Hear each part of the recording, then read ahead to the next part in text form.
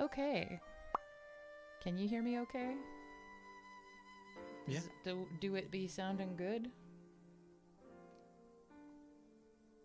Can you hear music along with my voice? Am I too loud? Is it too quiet?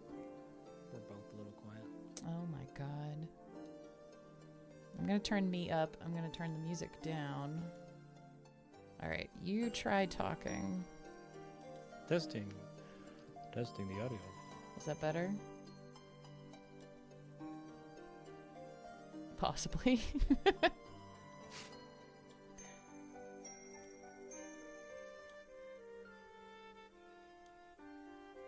What do you think? What do you think? More what? More what? More. More what? More music? More you? More of us. Use your words. Am I okay? Like as I talk, I see I'm like in the yellow, right? You know they can hear us, right? Yeah, I know they can hear us. I don't care. We're trying to figure it out. Can you hear me? Yeah. Yeah. Cool. Can you hear good. Let's you? go. Let's start. Yes. Yeah. Okay, great. Okay. Hello, folks. It's me, GirlyDies, with my lazy eyeballs back at it again. How are you, Ryan? Just fantastic. Wonderful. Are you drinking a lot of whiskey?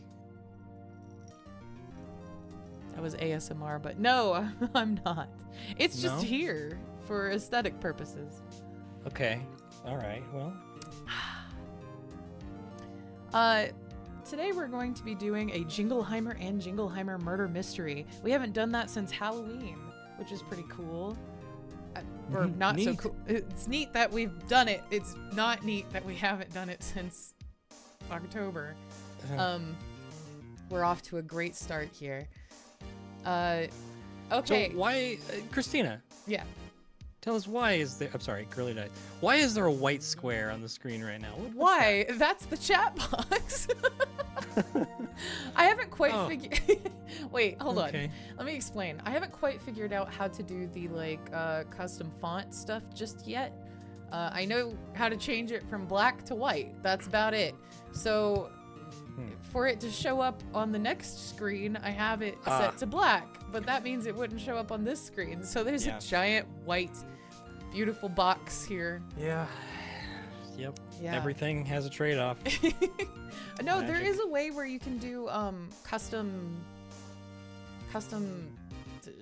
shit. I don't custom fonts. Like you can make it like bubbly, cutesy fonts and like whatever you want. But I don't know how to do that because I'm old.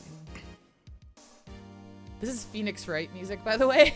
I think it would be more likely for you to know how to do it since you're old, right? No. Oh. That's wrong. Anyway, let's jump over to the murder mystery, shall we? I'm so excited. Even if no one's here, I mean, this is going to be recorded, so I'll save it, and it'll be a fun watch. Ooh. Do you have anything to say, Brother Jingleheimer? No, I'm very interested. Like, it looks like AI Dungeon changed a lot since last time we used it. Yeah, I'm very excited to see how intuitive it is now, especially since we added some of those story cards. I'll explain all of this when we get over to the AI dungeon because it really is cool how the new features they've added. I did take off that picture though, Rye. Yeah, that's fine. Just because I don't know, some people might have issue with AI imaging, and I don't even want to go down that road because I also do, but I don't really know how AI Dungeons imaging works. I know how their text works, which is fine, but their imaging, I have no clue. So I was like, we won't even worry about it. Real quick before we move on to the next scene, your hand is disgusting. What do you mean? I'm a detective. Your hand is like crungly and How do you know that gross this and might not be moist. my hand? I might be holding up someone else's hand. Fair enough, yeah. But I needed a spyglass to be a good detective. Obviously. Anyway, Okay, let's jump over. Welcome to the next scene. Amazing. I know, right? Okay. This story is called The Jingleheimer Detectives, Murder on a Yacht. Ooh. I wonder if someone gets murdered. Okay. I guess, do you want to read? Sure, I can read. All right, I'll have to scroll down stuff, so. The year is 190X. Oh my god. You and your partner / brother are known as the Jingleheimer and Jingleheimer, the famous detective siblings. Having recently solved a murder plot at the Teasdale mansion, your services have been constantly requested as of late. In an attempt to take a break, you and your brother have decided to take a cruise vacation. A good friend of yours, Dr. Bloom, has generously offered you free tickets aboard the exclusive steam yacht, the HMS Honeydew, which will be heading to the beautiful beaches of Marseille, France. Ooh. You have a really good reading voice, by the way. Oh, thank you. The cruise is indeed exclusive. While it is a rather grand yacht, there are only 20 souls aboard, including yourself and the crew. Oh my god. Oh, yeah, I gotta scroll it up, sorry. Oh, whoop. Yeah, I'm on auto scroll. Wrong part. Wrong part. You're excellent. You're a pro. I know, right? Okay, go ahead. As the ship casts off from the mainland, you and your brother head to find your quarters below deck. You both hope nothing nefarious will happen. As you make your way to your quarters, you can't help but notice the opulence of the ship. The polished wood paneling, the plush carpets, and the ornate fixtures all speak to the wealth and taste of the Honeydew's passengers. Yet, despite the luxurious surroundings, there's a sense of unease in the air. Oh, man. Well, what do you want to do? Let's go ahead and hit continue. Oh, continue? You just want to see what happens next, huh? Let's just see what happens. Okay, continue it on.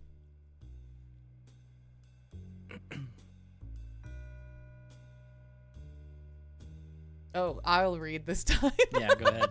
You gotta let me know because my brain no works so good. You and your brother reach your quarters, a small but comfortable cabin with 2 bunks. As your brother settles in, he pulls out a bag of cheese puffs and begins munching away. Wow, it really picked up on stuff like that really well. Okay, speaking of, I kind of wanted to show off the features a little bit. So there's this new thing they've added to AI Dungeon, which is super cool. You can't see the button, but it's up here in the right-hand corner. It's a little settings button. And if you click it, you can add these things called story cards, which allow you to add descriptions of characters that are in your story. So for example, like with the last story we did together, Rye's character is like constantly munching on stuff. It's like part of the comedy, I guess. So does it know, like, from the last story we did, does it like pull that in? No, because that was on a different account, one that I hadn't paid for. It was a free version under my GirlyDies account. This one's under my, formal personal account, and I paid for it for a few months, so I have a lot of benefits. Probably copy the story and like remake it, but yeah. True, but I don't even know if I saved it, to be honest. No, what it's pulling from is the character description I gave you, which is like he's funny and mischievous, and he's usually snacking on things. So it's really cool that it like immediately figured that out. That's cool. Anyway, sorry, I had to just like, I don't know, explain how neat that is, that you can like kind of create your own characters and the game will pull from that. That's awesome. Let me restart. All right, you and your brother reach your quarters, a small but comfortable cabin with 2 bunks. As your brother settles in, he pulls out a bag of cheese puffs and begins munching away. Do you think there's any danger on this fancy boat, Jingleheimer? He asks between bites, a mischievous glint in his eye. You roll your eyes. Before you can answer, a knock comes to the door. It's Doc.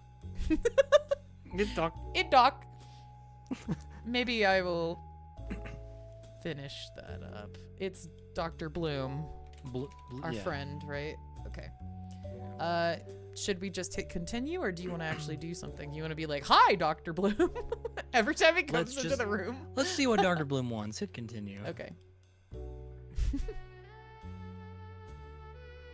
Ah, there you are, Jingleheimers! Dr. Bloom exclaims, a wild grin spreading across his face as he spots you and your brother in your cabin. His eyes flick to the bag of cheese buffs in your brother's hand, and he can't help but chuckle. I can read. I see someone's already making themselves at home.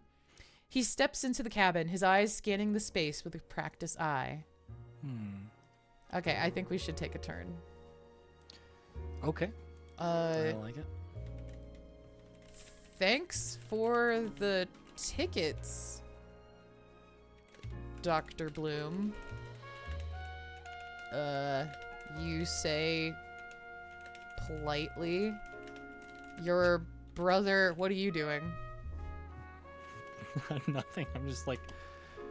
I'm just sitting on a chair, like leaned back, eating Cheez-Its or cheese puffs. Sits back in his bunk and continues to eat the cheese puffs.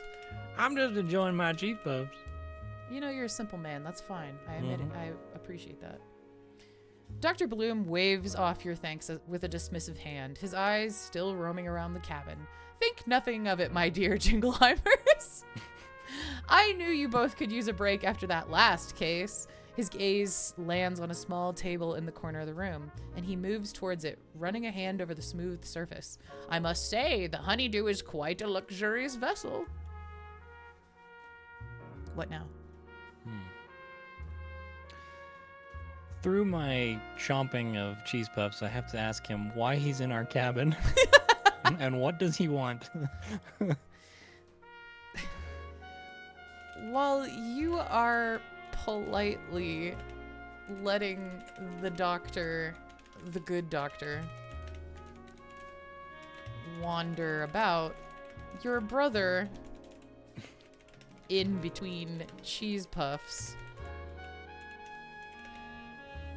says bluntly, why are you here? Why are you in my cabin? Yes. You know, just curious. I'll take it. That's fine. Dr. Bloom chuckles and gives your brother a sly smile. Well, I was just passing by and thought I'd drop in to say hello and to see if you two have settled in nicely. He pauses for a moment, his eyes twinkling with a hint of mischief. Besides, I have a little proposition for you. Oh? He reaches into his coat pocket and pulls out a small, intricately carved wooden box. What about them apples? Them apples? Yeah. That's not apples. That's a box. All right. To continue, I guess. The box is about the size of a deck of cards and has an ornate design etched into its surface. It looks like it might contain something valuable or important. Dr. Bloom opens the box slowly, revealing a stack of papers inside. Take a look at these, he says, offering the box to you. As you take the box and start flipping through the papers, you see that they are detailed dossiers on each of the passengers aboard the Honeydew. Let me finish that part there. Okay, interesting.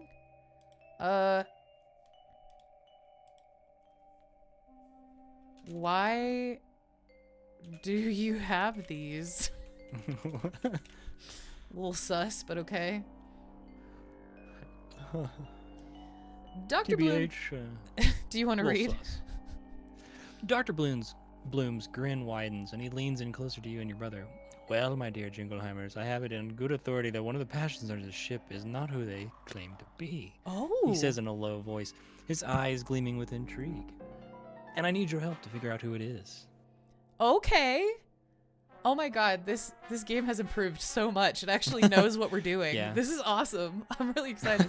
What should we do, Brother Jingleheimer? My god. My god. Are you going to pay us? Maybe we should be like, what's in it for? You'll be like, what's in it for? You're the rude one. Yeah. You're the rude eating fat guy. Look, I just want to know if we're going to get paid. Otherwise, I'm back to vacation. Brother raises an eyebrow. an eyebrow. I can spell, I promise. Eyebrow. Brother raisins and eyebrow. Raisins and eyebrow. Leans forward. Yeah. We're on vacation, he says, with a mouth full of cheese puffs. What's in it for us?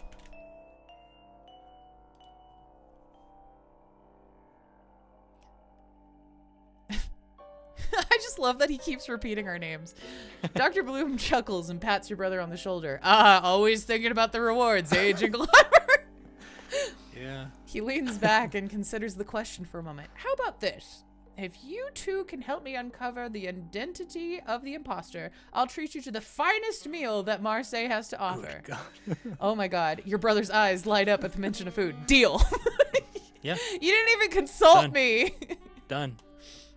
I'll take it. You glare at your brother for accepting without asking you your opinion. But then, why not? Dr. Bloom hands you the stack of papers and leaves with a grin. A grin. Grin. Interesting. Okay. You begin to peruse the dossiers, taking note of each passenger's name, occupation. Oh, well, hey guys, I have a virus and threat protection.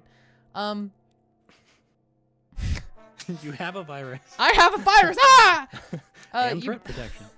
You begin to peruse the dossiers, taking note of each passenger's name, occupation, and any other relevant details. There's a wealthy businessman named Richard Carlyle, a famous actress named Isabella Hartley, a renowned scientist named Dr. Eleanor Gray, and several others. Interesting. None of these are characters we've created. That's cool. That's cool. I'm just like, where are you going? As you read through the files, you can't help but feel a sense of unease growing in your stomach. What are you doing, Rye? Munching away on my. I just wrapped up my bag of cheese puffs. Okay. Yeah. Crumpling up the bag of cheese puffs, your brother asks to take a look. Oh my God, I can spell everyone. I'm an English teacher as well. You notice You're smart, but your fingers are not. well, I'm holding up a dead man's hand, so you notice that as he takes the papers, they get streaks of orange cheese dust on them. Yeah. Yeah. Well, this is you, so go ahead and read. Your brother's eyes widened as he scans the dossier, his finger tracing over the names and details of the passengers. You've highlighted them for us. Well, he says, a mischievous glint in his eyes. Everyone is mischievous. Oh. Just you This and is going Dr. to be Bloom, more- I think. This is going to be more interesting than I thought. You can't help but agree. The idea of an imposter on board the Honeydew adds an unexpected twist to your vacation. Well, what should we do first? Which one of these people should we go meet first, I guess, is the best idea. Well, let's... so here's my vote. We go to each passenger and, punch them. See what happens. How about you punch? You get beat up on this voyage, I think. I mean, see the surely action, imposter would- Jingleheimer. Yeah. Fun fact: we're the imposters. All right. I say we just go above deck and watch the ship get cast off first. Okay. Get a sense of our bearings. Fine. I think we should just run and punch people. Wow. All right. Go above deck. to watch the ship get cast off and get a sense of your surroundings. Hold up. Huh? Let's watch the ship. Okay, I understand the sentence. As you make your way up to the deck, you feel the gentle rocking of the ship beneath your feet. The sun has just started to set, casting a warm golden glow. Oh, the sun is beautiful when it's shatting. Shut up. I'm blinking like a psycho right now. Maybe I should reconfigure. Yeah, let me. No. Fuck it. All right. No. No. As you make your way up to the deck, you feel a warm. Oh my god. Okay. As you make your way up to the deck, you feel the gentle rocking of the ship beneath your feet. The sun is just starting to set, casting a warm golden glow over the water. You and your brother head to the railing, watching as the shoreline begins to fade in the distance. The HNS Honeydew is even more impressive up close. I somehow got through those 3 sentences. It took a long time. Shut up. Just continue, I guess.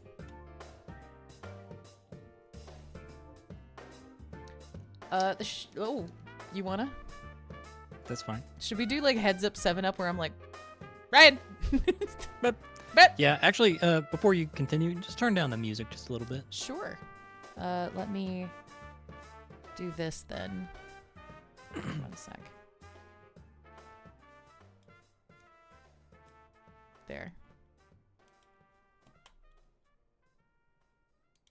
Better? I mean, it faded off. There's going to be another song in a second. Yeah. Is that better? Let's see. I think so. Okay, cool. It's just meant to be like there, not really super. It's if you can't hear it, just imagine detective music. Ooh. Mm-hmm. All right, go ahead and read. Where did we stop? Where the highlighted part. The HMS Honeydew is even more impressive up close. The ship is a sight to behold, its polished wood gleaming in the fading light, its smokestacks billowing plumes of smoke into the sky. You can see the crew members scurrying about, performing their duties with practiced ease. The passengers, too, are beginning to emerge from their cabins dressed in their finest evening wear. I really like this new version because it remembered it's a steamship. Yeah. That's awesome. Should we talk to people? Yeah. I look over to my left. I look over to my right. Someone on my right. It's a lady. I will talk to her. Who are you having this? You're in like another game. You're somewhere else right now. I'm in a game within a game. Oh my god, he's playing like an RPG. That would be insane if we can get like your character playing D&D within the dungeon. No. Let's not do that. All right.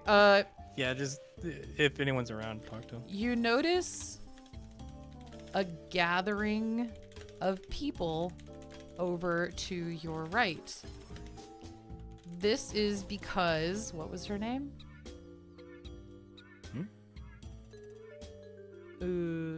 There's an actress. Isabella Hartley. This is because the actress Isabella Hartley is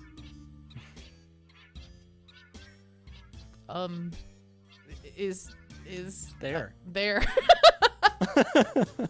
Is she there?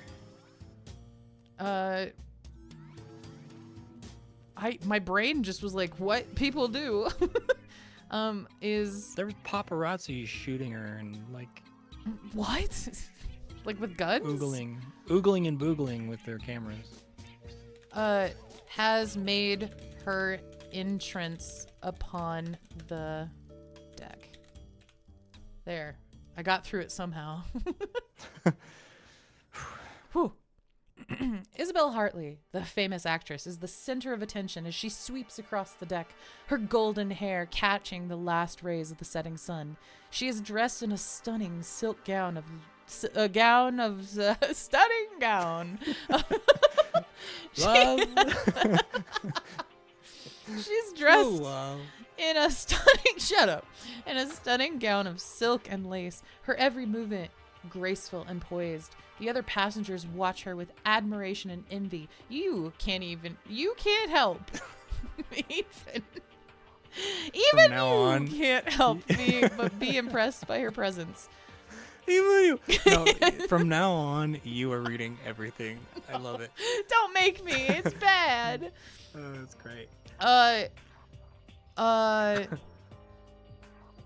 In surprise to no one, your brother approaches her without hesitation. Charges her like a bull. And says, "Who you?" Who you? Who is you? And says, what do you say? I say, hello, I don't m'lady. M'lady? No. M'lady. No. Hi. Hi. Is that all? That's it. All right. Wow, your character's kind of cringe. Shut up. In a surprise to no one, your brother approaches her without hesitation and says hi. Isabella Hartley turns to your brother with a dazzling smile, her eyes sparkling with amusement. Well, hello there. Wait, that's not... Because it says her voice is like honey. That's... Jesse. Oh. Well, hello there. She says, her voice like honey. What's a handsome young man like you doing all by himself? She raises an eyebrow. Your brother grins, introducing himself and you. Isabella listens attentively, her gaze flicking between the two of you. Wow, man. You are like lady killer. Incredible. You said hi, and she was like, oh. Hey. I like turtles. I like turtles. And she's like, why, I do too, you handsome young man. You handsome devil. In fact, do you like turtles? Okay. Your brother asks her abruptly. You cringe, but are surprised when she gaily laughs and says, why, who doesn't? Who doesn't? I like her. I like the cut of her jib. As the three of you continue to make small talk, you can't help but notice a few odd things about the other passengers. One man, who you believe to be Richard Carlyle, the wealthy businessman, seems to be constantly looking over his shoulder, as if to try avoid being seen. Let me get rid of this half-written sentence at the end there. Yeah. Maybe I decide to leave you and the lady to talk about turtles while I go figure out what this dude's doing. Fair enough. Okay.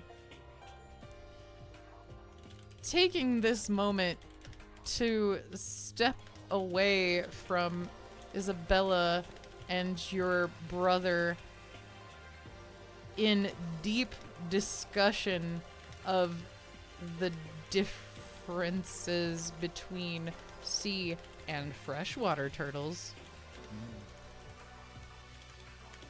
If I can spell. Of which there are many. Of which there are many. Hey, what have you know? You go over and introduce yourself to Richard Carlyle. Okay. Mm-hmm. I just remembered, I don't know if I have not safe for work turned on or off with the AI dungeon. And you thought of this because you're going to seduce Richard Carlyle. No, I'm not. But I was because yes, there's what I thought. It's gonna start describing him as like a handsome man or something, and I'm gonna be like, is it gonna start describing penises or something? I don't know. His penis.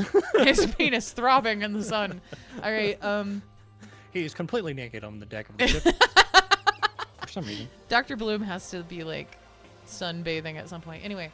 As you approach the man you believe to be Richard Carlyle, I'm doing great tonight. As you approach the As man. you approach the man you believe to be Richard Thank you. Carlyle, he tenses up, his eyes darting nervously around the deck. He's a tall, distinguished-looking man with graying hair and a neatly trimmed beard. He's dressed in a fine suit, but there's something about his demeanor that seems off. What should we say to him? I'm talking to the other lady. You do what you want. I don't care. You're talking about turtles. You don't give a shit. Oh, whatever. Richard Carlyle. Hold on. I'm going to assume that nobody is watching this right now. I just want. Oh, I have 6 viewers. Yeah, there's some people watching. Well, okay. I'm gonna guess that nobody's chatting in the chat bar. That's fine. That's fine. If you don't want to chat, you know what? I don't want to chat with you. Oh my god. I just aggressive streamer. No, shut up. Jesus. I just wanted to make sure, like, I don't know, like something wasn't broken and I wasn't seeing people chatting or something. That's all. No, you're fine. Okay. Yeah. Well, hi. It's Maya. I love you too. Also, you don't feel. Okay. All right. Well, okay. All right. You don't have to if you don't want to. I was just making sure. You know? You heard her. She said, we don't want to talk to you. I know. No. Now I feel bad. It's all the people I love. They're all in here being nice, and I'm over here like, fuck you. Don't chat in there. I didn't know, Maya. Please. Don't do this to me. Oh, God. Anyway, what should I do? What should I say to this man? Ask him if he's an imposter. Hey, you the imposter? This isn't like what the hell that game is that the kids play. The little guys. Mungus. The Mungus. The Mungus. The Mooshel. Yeah, no, it's not that. Anyway,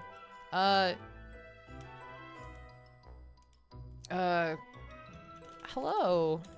My name is. What's my first name? We'll just say Girly Jingleheimer. All right. Our parents didn't like us. You look nervous. Is this your first time on a steamship? That seems inconspicuous, right? Yeah. Come here often? All right, please read because my brain. Okay, that's okay. Richard Carlyle. You can't read either. It's a disease. Oh no! Oh We shit! both can't read. Richard Carlyle starts at the sound of your voice and turns to face you, his eyes wide with surprise. He quickly composes himself, splattering a thin smile on his face. That's plastering. Not if you're dyslexic. Ah yes, hello there. I'm Richard Carlyle. And no, this isn't my first time on a steamship, but thank you for your concern. Kind of not really much I can. All right, hold on. I'm really good at conversation. You gotta break through. I'm good at conversation, okay? Look, you. I know you're the imposter, you piece of shit. No, I'm not. If I'm like, hey, turn your phone off, bitch. I heard that from over here. I have important things that, I don't know. Things cooking in the Bermuda Triangle. Yeah. Okay, hold on. I am good at conversation. It's true. Okay. Well, how are you gonna convince him? Are you excited for the beaches of Can you look up real quick how to spell Marseille for me, please? Oh my God. Don't embarrass me in front of 6 people that I know who You've already done knows this I'm a to moron. yourself. Marseille. Here, I'll just toot it. Here, look. You'll just toot it to me? I'll just toot it. I put it in the Thank you. Twitch chat. Thanks. Okay, there we go. Are you excited? Look, it says it's wrong. They're wrong. You're wrong. All right. Are you excited for the beaches of Marseille?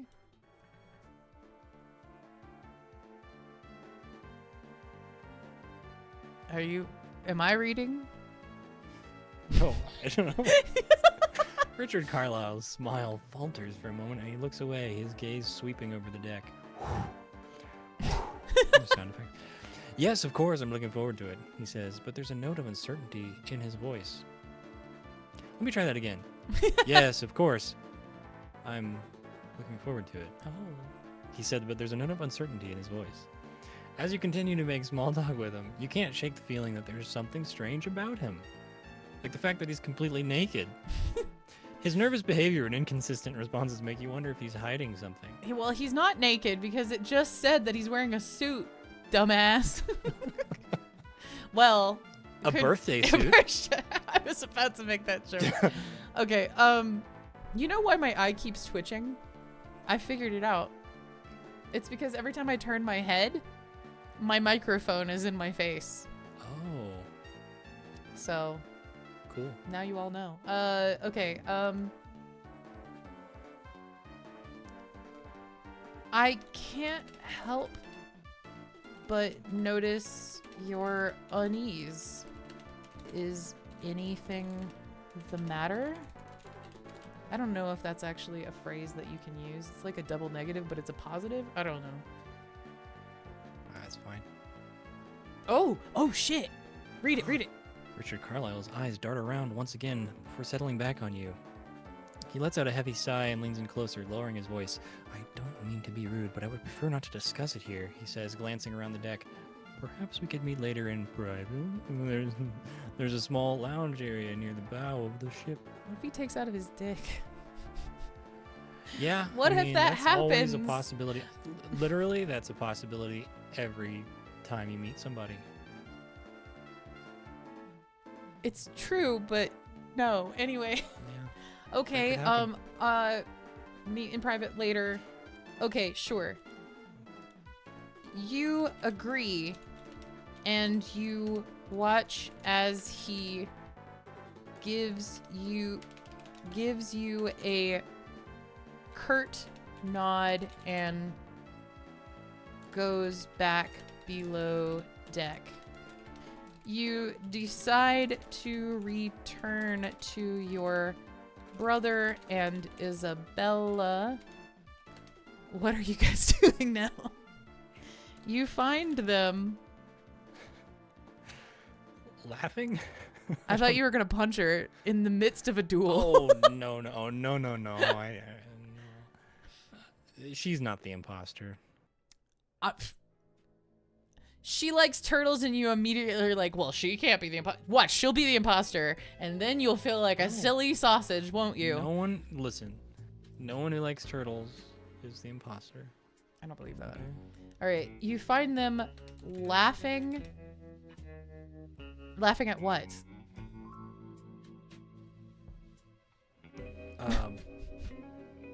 There's a guy that fell in the water. What? Yeah. Laughing. One of the paparazzi. At one of her admirers screaming from the water below. It seems he had May not make it. fallen off, and you watch as the crew scramble to get him back on the ship. Wow, you guys are made for each other. Yeah. AI has generated a cruel, horrid hyena woman for you. As you approach your brother and Isabel, they both turn to greet you. Isabella's smile is warm and inviting, while your brother's grin is mischievous as ever. Ah, there you are, Jingleheimer. His eyes sparkling with amusement. We were just getting to know each other. A couple of mean girls. You are a couple of mean girls. You're not in agreement and share a brief summary of your conversation with Richard Carlisle. What do you say to that? I say, oh, okay, interesting. Watch out for him whopping out his dick. I'm not gonna type that out because then AI Dungeon will be like, oh, so we can do that. So hopefully that's what you're looking for. Hopefully he doesn't do anything uncouth. Is that a word you would use? Sure. 1900s, right? Yeah. Uncouth. Yeah. Your brother says with a grin, causing Isabella to begin a new peal of laughter. No! You're the most hilarious man on the boat. Okay, as the evening wears on, you and your brother mingle with the other passengers, chatting and laughing as the ship cuts through the waves. You can't help but feel a sense of unease, though, as you watch the other passengers. There's something about them that seems off, as if they're all hiding secrets. Finally... That's just paranoia. Yeah, but I mean, that's why we're detectives. Finally, the hour grows late, and you decide it's time to meet with Richard Carlyle. Are you gonna come with me, or should I go alone? You go meet them. Yeah, okay. You go ahead. Thanks. You turn to ask your brother if he would like to join you. However, he is now busy with the all-you-can-eat shrimp deal. The boat has just opened up. Not Incredible. deal, buffet. Rolling We got one of them your all-you-can-eat shrimp deals over there. eyes, you leave him to his crustaceans. How do you spell crustaceans? You can't say that. And What's the deal with all these What's the deal with all these shrimp? Rolling your eyes, you leave him to all his crustaceans and head to the lounge to talk with Richard Carlyle. Cool. There you go. The lounge area near the bow of the ship is dimly lit with plush velvet couches and ornate golden features. Richard Carlyle is already there, waiting for you. He stands up as you approach, his eyes darting about nervously. Thank you for coming, Girly. His voice low and tense. I hope I didn't interrupt your evening. Not at all, sir. What's this about?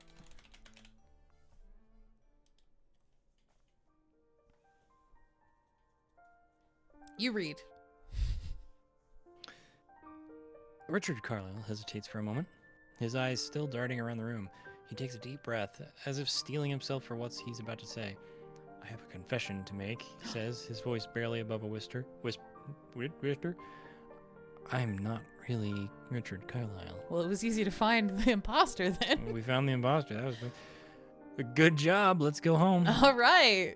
No murder, have to worry about it at all. Yeah. Case solved. You raise an eyebrow, trying to hide your surprise. Oh, and who might you be then? Okay. Just hit continue, I guess. That's what I did. Oh, I'll read. Richard Carlyle hesitates, glancing around the room once more before leaning in closer to you. He doesn't know his distance boundaries very well. My name is Jonathan Moxley. Of course it is. He says, his voice low and tense. I'm an investigative journalist. I've been trying to uncover a major crime syndicate that has infiltrated high society, and I have reason to believe one of the passengers on this ship is a key player in the organization. Oh shit, it's gonna be a mafia bump off. Whoa. That's kind of sick. Well, no one's dead yet, so... No one's dead yet, but we can know it's coming. Nothing. We can assume nothing. Okay. You gasp at this information. Do you have any clues on who it may be? Well, no, I don't know if I want to ask that. I don't know if I can trust him yet, because, like, who knows? Maybe he's just...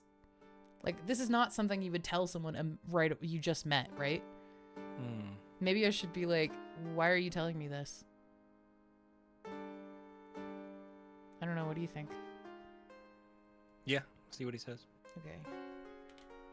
This is dangerous information. and sensitive information. Why are you telling me this?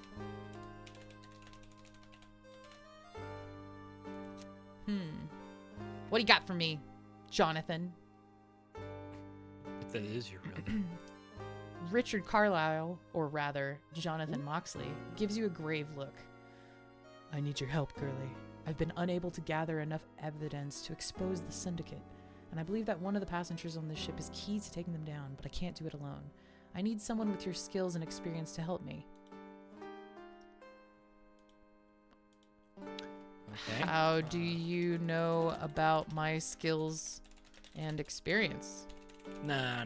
No, because we're famous detectives, duh. Yeah. Just tell him, like, well, which passenger are you suspecting? Which passenger do you suspect?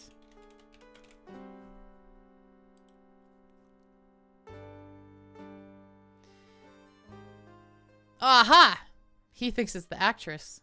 I'm gonna retry because I think it's only generating that because it's the...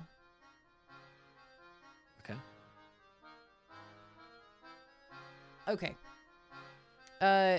Jonathan Moxley's eyes narrow as he considers your question. I'm not entirely sure yet, he admits, but I have my suspicions. Isabella Hartley, the famous actress, has been acting strangely ever since we set sail. She's been seen having private meetings with several other passengers, and she always seems to be watching me with a calculating gaze. Okay. Let's add to this with our own, okay? Just to make the AI focus on other characters. Then there's... Who was the other person that they mentioned up at the top here? Yeah, there's several characters, actually. Dr. Eleanor Gray. Then there was one that I made. Dr. Colonel. Eleanor Gray.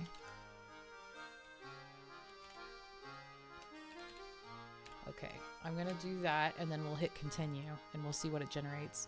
And then we'll add your guy, okay? She's a renowned scientist, but she's been extremely secretive about her work, never leaving her cabin. He added his own name. All right, we gotta fix that. Okay, she's a renowned scientist. He's been avoiding me at all costs. He is you, brother in Christ. It is you. She's a renowned scientist. Why is she here on a pleasure cruise? And then finally, there's... Who's the name of the guy you made? Colonel Apricot. Apricot, yeah. Wonderful. And then there's Colonel Apricot.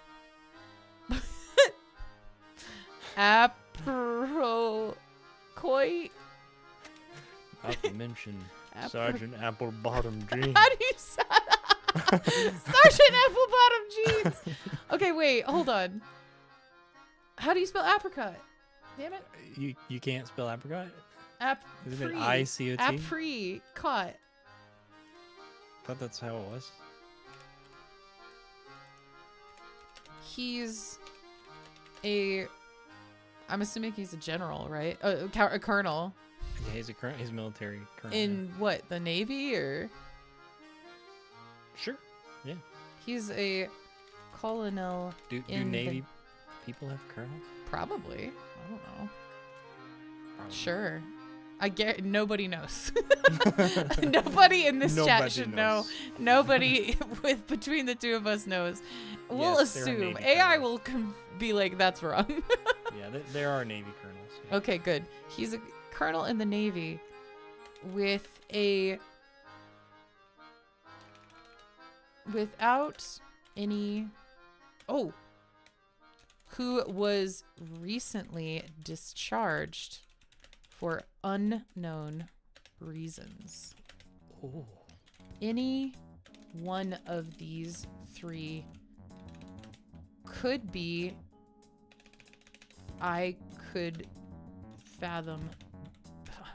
see being involved. I'm trying to write beautifully, but you know.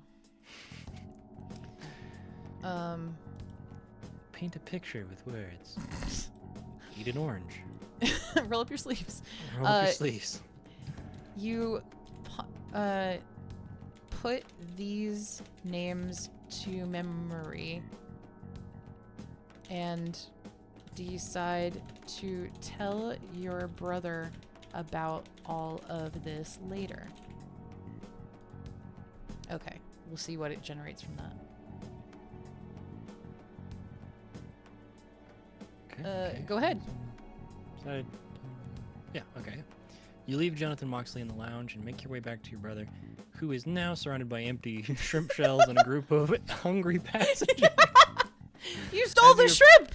I did. I ate all the shrimp. What, As you approach, he looks bastard. up and grins, his mouth full of shrimp.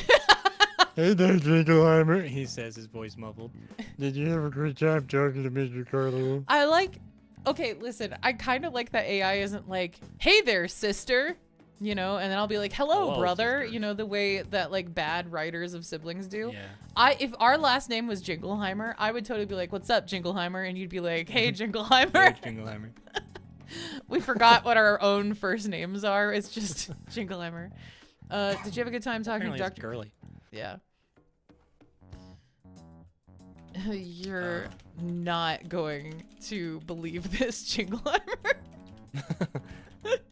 I wonder if this is gonna fuck with the AI. Yeah. Heimer. I think having the same name for two different characters is like really bad for AI. You tell him. No, it needs to learn. It needs to learn. Every time it messes up, I will spank it. Yeah, I will spank the Spank the AI. Okay, you're not gonna believe this, Jingleheimer. You tell him. Carlisle is actually an investigative reporter named Moxley. He's on the trail of a... I'm just repeating what it says in a clear way so it remembers what I'm talking about. Okay. Yeah. Okay, he's on the trail of a key player in a major crime syndicate. I got it. A major crime syndicate who is aboard. Aren't you an English teacher? I'm off duty. It's summer. Who's aboard this ship? I keep writing shop. Aboard this shop. This beautiful shop. This big, beautiful shop. Who's aboard this ship. Yes. He has reason to suspect...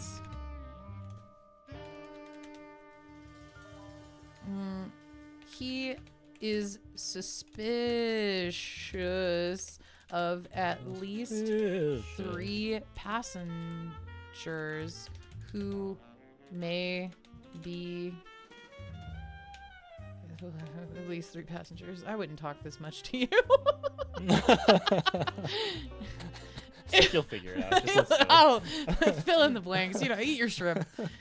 I'm done with shrimp. All right. I love my shrimp. Read it. It's you. Your brother's eyes widen in surprise, and he quickly swallows the shrimp in his mouth. Hi, No I missed way. you too. Welcome. We're in another murder mystery. Woo! Also, you're a first-time chatter. How do you miss me? Greetings. I've never seen you before. I have no idea who you are. No way, he says, his voice low with excitement. That's incredible. Who are you? Who are the suspects? You list off the 3 passengers that Moxley had mentioned: Isabel Hartley, Dr. Eleanor Gray, and Colonel Apricot. Your brother nods thoughtfully, his eyes narrowing as he can believe his name. Who can't read? It's hard. Mm-hmm. So, my eyes are narrowing. I'm thinking. It can't be Isabel. She likes turtles. She likes turtles. Well, he says, thoughtfully chewing on a shrimp. It can't be Isabella. Isabella. She likes turtles. You roll your eyes. Seriously? You say to him. He nods and takes a sip of cocktail sauce.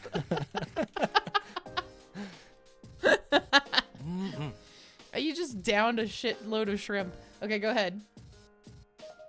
It's you again. Sorry. Yes. Yes, seriously, he insists. She's too nice to be involved in something like this. But Dr. Eleanor Gray and Colonel Apricot, now there are some suspicious characters. We need to keep an eye on them. Two, in fact. As the night wears on, you and your brother keep a close eye on the three suspects. What happened there? Taking note of their movements and interactions. Okay. International and national. Neil Breen has entered the chat. Nothing particularly strange happens this first night. And the two of you decide to go back to your cabin and sleep. After all, while this is all intriguing, you are ate a lot of shrimp and I'm on tired. Vacation. I'm a sleepyhead now. Your brother, all the shrimp and cocktail sauce I ate, ingested far too much shrimp. Let's see what it does with this.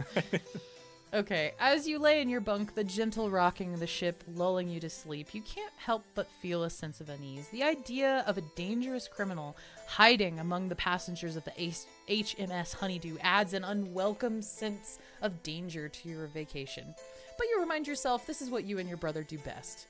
Isn't that right? We can't read, that's for sure. Okay. High five. Yeah. All right. As you peacefully sleep, I'm throwing in this wrench. Okay. You are suddenly awakened by the sound of a gunshot. Shit! Whoa. Somebody could die. All right, you read. Okay. You bolt upright in your bunk, your heart pounding in your chest. Your brother sits up as well, his eyes wide with shock. What the devil was that? He exclaims. Hold on. His voice Hold on.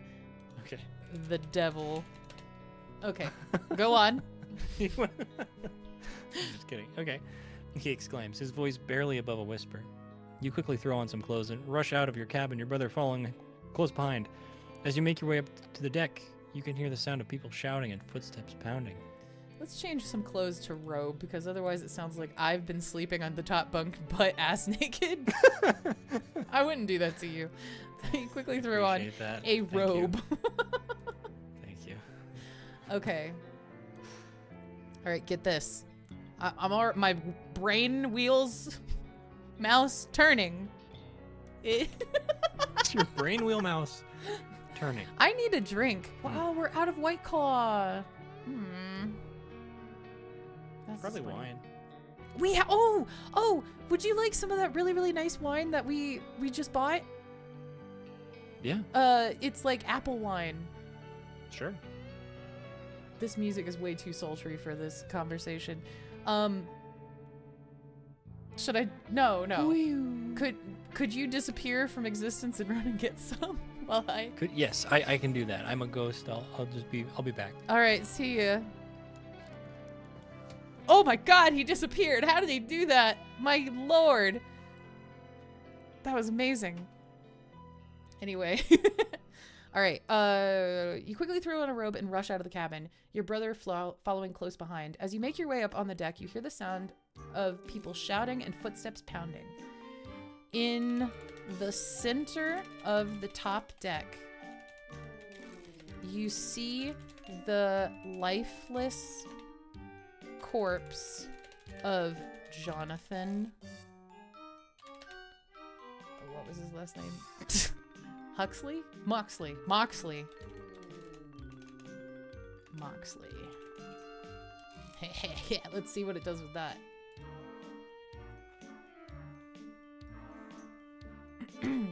Okay, you and your brother rush to the center of the deck, your heart racing as you take in the shit of Jonathan Moxley, as you take in the sight of Jonathan Moxley's lifeless body. He's laying on his back, single gunshot. Oh my God, everyone. I need alcohol just to drink. Okay, no, I need alcohol just to think and read. Holy shit. Okay, let's try this again. Hold on. That was a sip of water. If you're wondering why my model did that, let's try it again. You and your brother rush to the center of the deck, your heart racing as you take in the sight of Jonathan Moxley's lifeless body. He's lying on his back, a single gunshot wound to his chest. The other passengers are gathered around, their faces pale and shocked.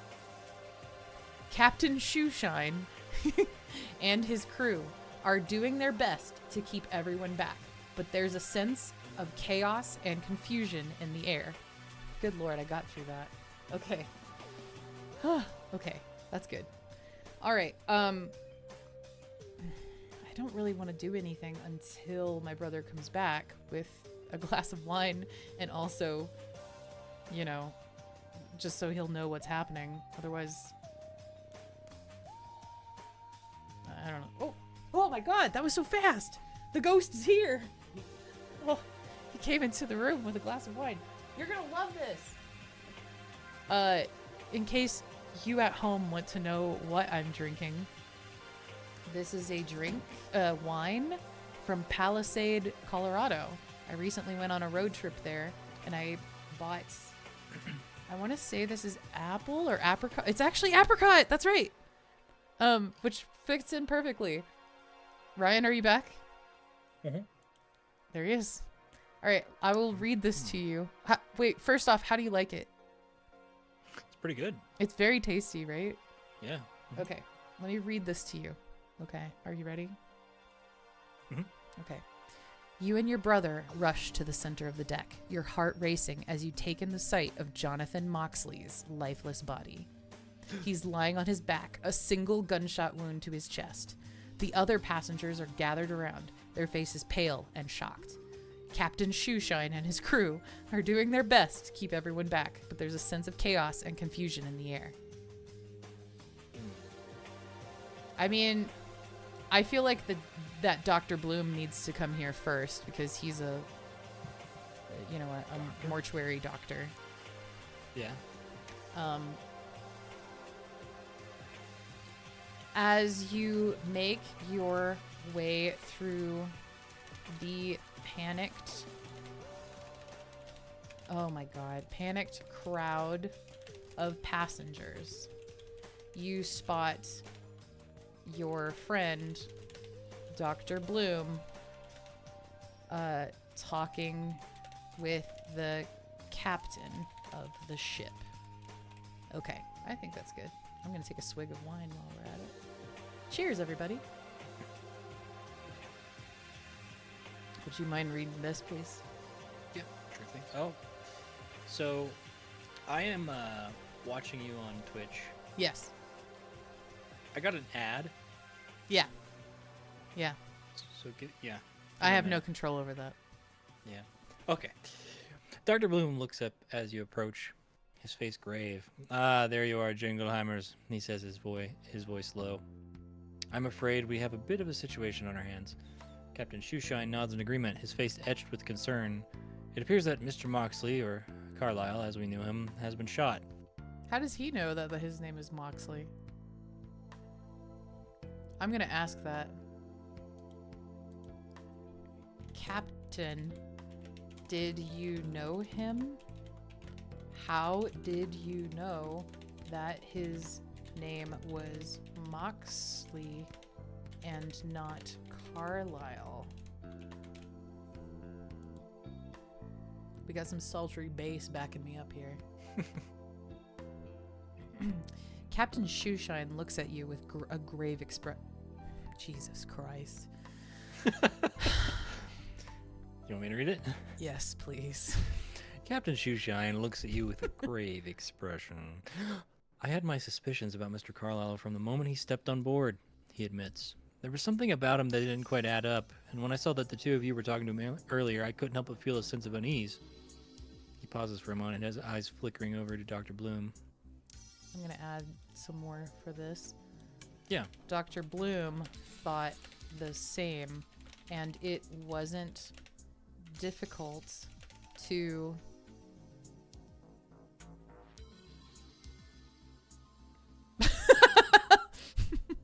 Actually, you could say like Captain Shoeshine wanted Dr. Bloom to look into it, and that's why he came to us. I requested Dr. Bloom to look into it, which is why he approached you two. Dr. Bloom nods in solemn agreement. Oh yes, oh my yes. This is true. I see Dr. Bloom as like the Futurama guy. Oh yeah, oh my Professor. yes. Oh my yes. The doctor says, but I never expected I expected him to be, I don't know why he's southern now. I expected him to be a imposter, but never murdered. I'm just a simple country doctor. That's what I was thinking. Okay.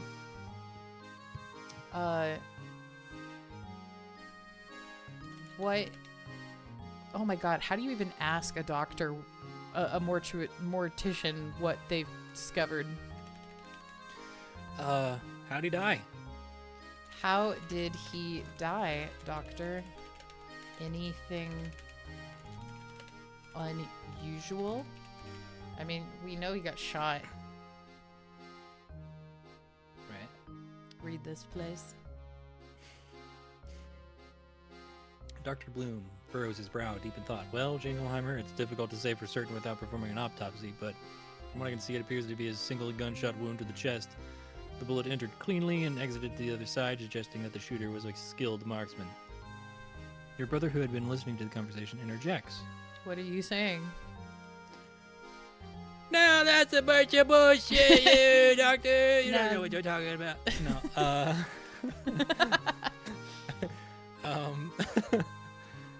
what do I interject with? Well, if that was the case, if he was shot, then where's the shooter?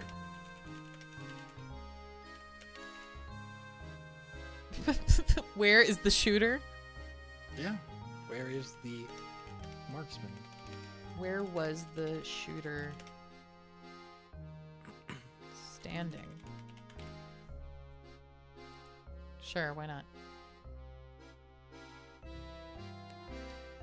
Dr. Bloom considers your brother's question for a moment before responding. A good point, Jingleheimer.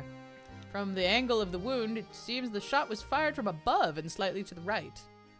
How is that? He got shot through the chest. How would that work? So, he was above him, and he shot him in the chest. I don't know. That's not that hard, is it? No, I mean, like, I don't know. Never, I guess you're right. I guess my brain no worky. Good point, Jingleheimer.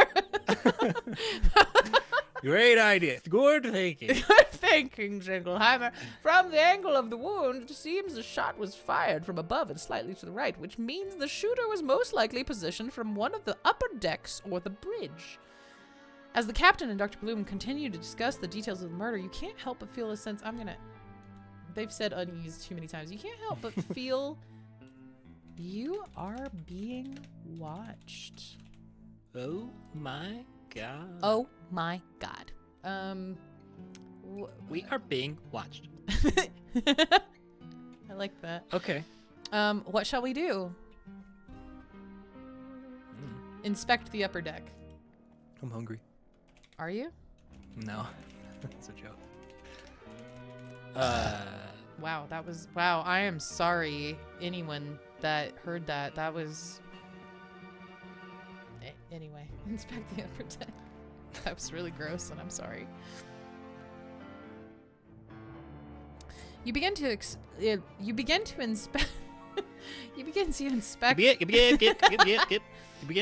upper deck, Yeah. searching for any clues or evidence that might point to the identity of the shooter.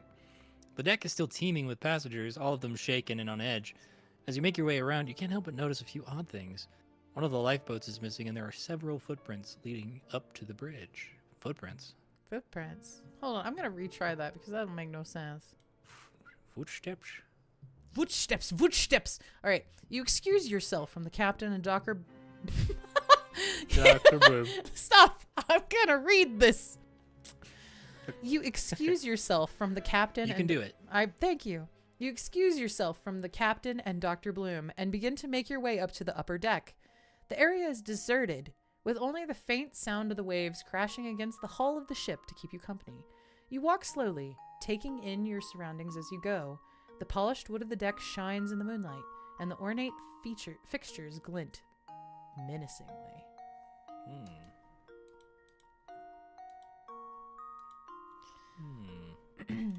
That's when you notice beneath one of the comfy looking lounge chairs the glint of a gun. What do you think of that? What do you think of that? Read it. Yes. You approach the gun cautiously, nudging it with your foot. It's a sleek, well-maintained firearm, the kind that wouldn't be out of place in the hands of a professional assassin.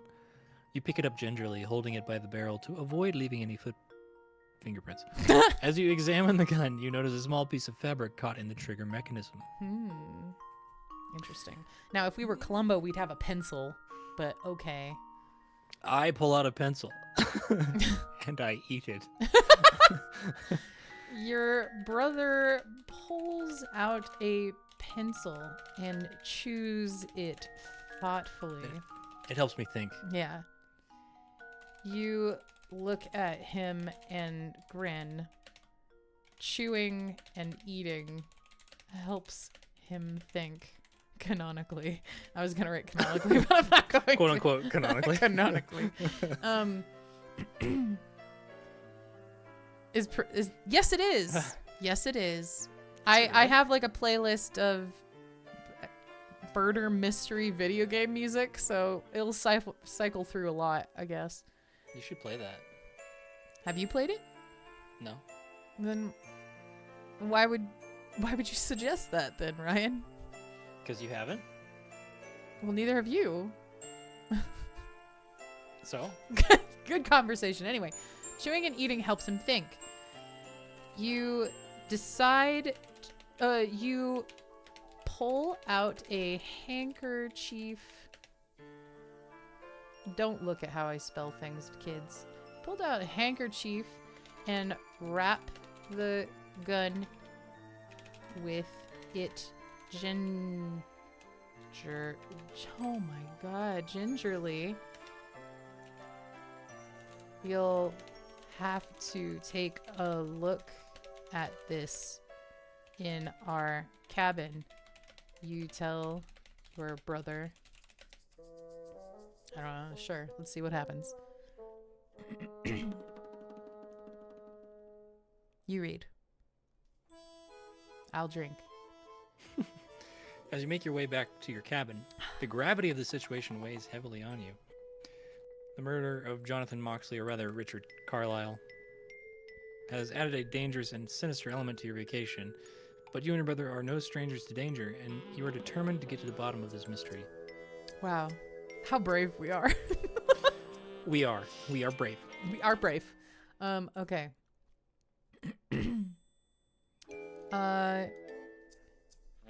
Go to your cabin and use no strangers to dangers. We certainly aren't. Nope. Go to your cabin and use your tools to examine gun. Gub. Examine the gub.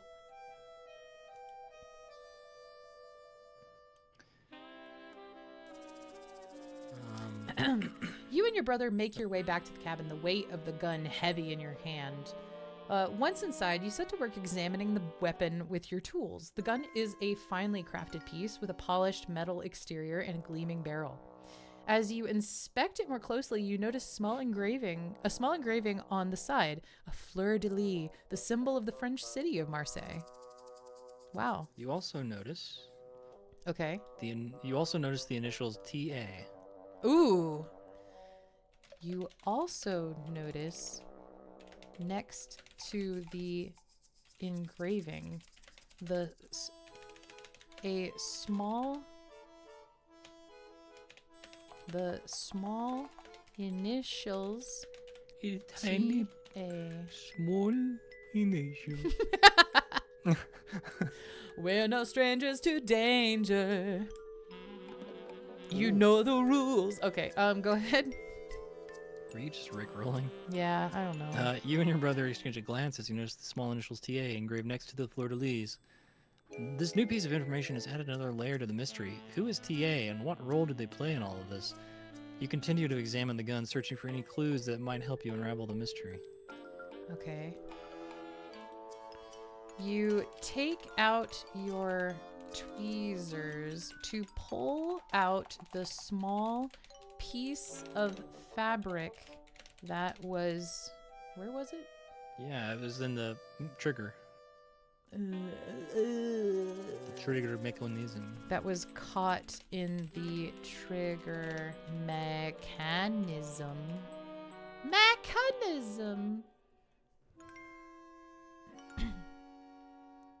Okay. You examine the piece of fabric under your magnifying glass. Ooh, I actually used one. I didn't just buy a weird little asset for no reason. Okay. It appears to be a small patch of dark blue cloth with thin golden thread woven within it. The pattern is intricate and familiar, but you can't quite place it. You make a mental note to look into it further. Meanwhile, your brother has been doing some investigating on his own. He pulled out a map of the ship and he's examining it carefully. Look at you! Not just doing proactive. things.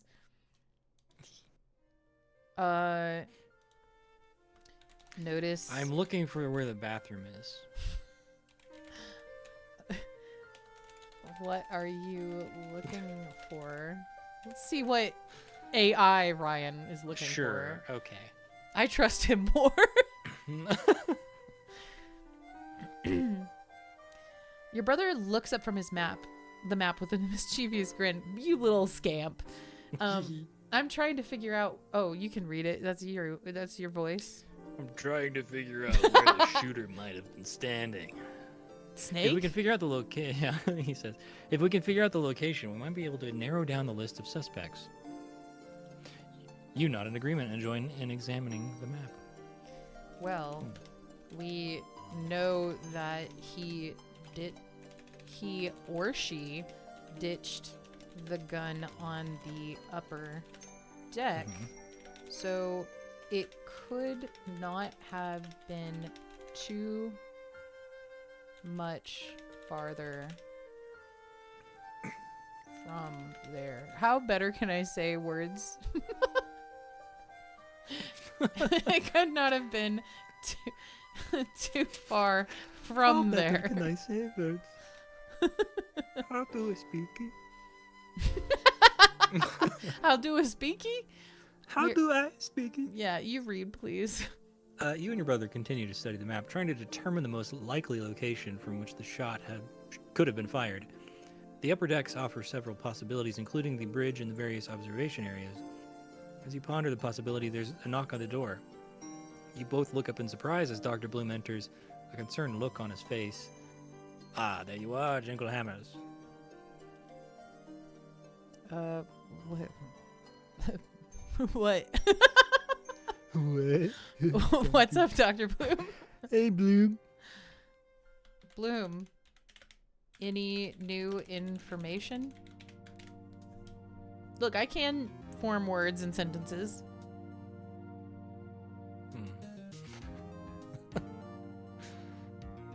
Dr. Bloom shakes his head, a look of disappointment etched on his face. Unfortunately, no. I've examined Mr. Carlyle's body, and I can confirm that he died from a single gunshot wound to the chest. Beyond that, I can't say much until I can perform a more thorough autopsy. He pauses for a moment, considering his words. I'm just gonna hit continue. Yeah.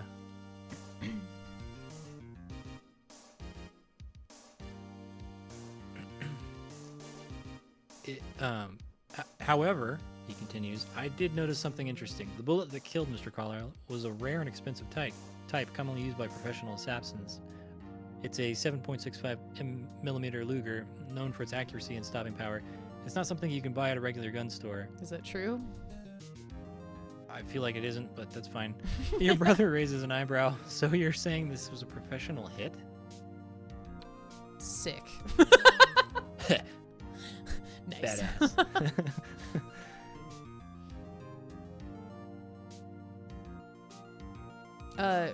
Dr. Bloom nods gravely. Yes, that's exactly what I'm saying. The use of such a rare and expensive bullet combined with the skill required to make that shot suggests we are dealing with a highly trained assassin. That assassin must be the key player in the crime syndicate that Moxley was investigating. Syndicate. It's The crime syndicate. just a shame that he didn't figure out who it was before they got to him. You know, I bet if we go to his cabin, he'll have some clues, you know? Yeah, we can try that. Dr. Bloom nods in agreement. It seems that way, Jingleheimer, but we can't give up now. We still have a chance to uncover the identity of the assassin and the crime syndicate they work for. You nod, determination in your eyes. You're right, Bloom. We can't let Moxley's death be in vain. That's very noble sounding of me, but okay. Your brother is almost finished gnawing through the pencil when he says, do you know which cabin Moxley was staying in? He may have uncovered some clues about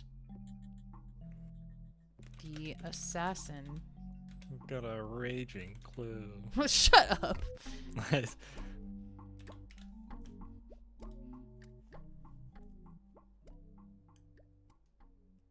You read. I drink. Dr. Bloom nods, a thoughtful look on his face. As a matter of fact, I do, he says. Mr. Carlyle, or rather Moxley, was staying in cabin number 7. It's on the same deck as yours. You exchange a glance with your brother, a feeling of excitement and trepidation in your stomach. You poop your pants. Let's go to the captain.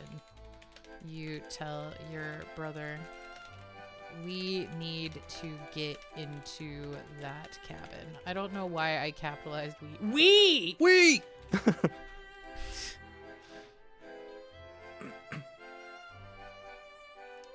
You and your brother make your way up to the bridge, where Captain Shoeshine is busy giving orders to the crew. The captain looks up at you as you approach, his face etched with concern. What is it, Jingleheimers? He says. I want to know what he looks like. You take a moment to observe. Wait. There's isn't there like an option for that? C is. Oh no, hold on. That'll be due.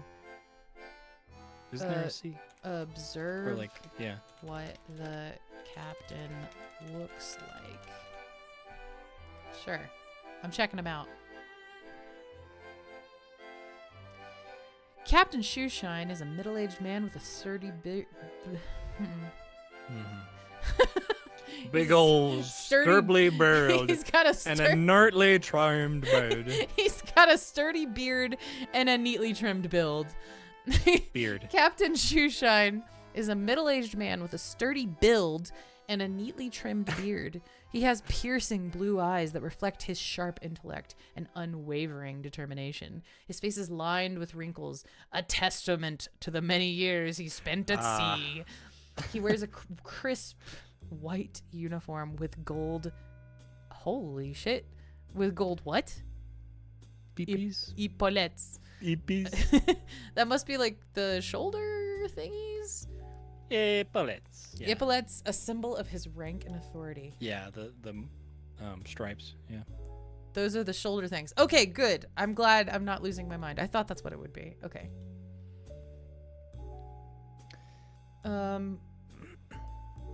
You take in his intimidating figure, but as usual, your brother doesn't seem to hesitate when he asks, can we get the key to Moxley's cabin? You know no fear. Captain Shoeshine raises an eyebrow, taken aback by your brother's directness. But he quickly regains his composure and nods, understanding the gravity of the situation. Of course, Jingleheimer, he says, turning to one of his crew members. Please provide the Jingleheimers with a key to cabin 7. The crew member hands you a key, and you thank him before turning back to the cabin. I almost got through the whole thing without a problem. Captain. Impossible. Thank you. Thank you, sir, you say. Then turn. Should we ask him anything? No. Okay. Then turning to your. We got what we needed. Let's get out of here. You both head to cabin 7. Sevi 7. Captain Chevy. Okay. You go ahead. As you make your way to cabin 7, you can't help but feel a sense of unease again. I'm gonna change that because that's bothering me. So many unease. You can't help the idea but of feel. Hold on, wait. You can't help but feel nervous. A sense of you can't help but feel. No, we don't feel nervous. You can't help but spin in your mind the possibilities. Cautious. Okay. Yeah. Okay, yeah. go ahead. You feel unsettled. You feel sultry. The night was sultry. The idea of a dangerous criminal hiding among the passengers of the HMS Honeydew adds an unwelcome element of danger to your vacation. We've already said this. It's repeating itself. Hold on, we're gonna redo this whole damn thing. Hold on. You can't help but feel unsettled. There could be You arrive at cabin 7 and something unpleasant waiting for you in Moxley's quarters. It's times like this you wish you had a weapon, or at least some skill with defense. There you go. Okay, that feels better. You arrive at cabin 7 and insert the key into the lock. The door swings open to reveal a small but cozy cabin. Now what? Step inside and light up some doobies. Step inside. Since we get some smoke. Cabin and some smoking. begin. We good. You're stupid. Begin to search for clues. That's why I like you, because you're so stupid. You read, so I don't have to. The cabin is dimly lit, with only a single lantern casting a weak light over the space. You can make out a small bed, a desk, and a wardrobe, but other than that, the room is shrouded in darkness. Go out. We're feeling As you step inside. We're just so uneasy. As you step we're inside, you can't shake the feeling of unease. No, as you- if you're being watched. you nod to your brother to begin searching the wardrobe. You begin to search the desk. There. And then we'll hit continue and see what happens there. Okay. You start by going through the drawers, finding nothing but some loose change, a few old letters, and a small notebook filled with scribbled notes and observations. The notes seem to be related to Moxley's investigation, but they are mostly incoherent and disorganized. However, one name does catch your eye. T.A. Unfortunately, the rest of his... Unfortunately, that's where his notes end. There we go. Gotta keep it mysterious, you know. Okay. You share this information with your brother, who is now rummaging through the wardrobe. He turns to you with a confused expression. T.A. I'm gonna try to do an impression of you. T.A. He says, "Do you think they could be one of the passengers?" Isabella Hartley, Dr. Eleanor Gray, or Colonel Apricot?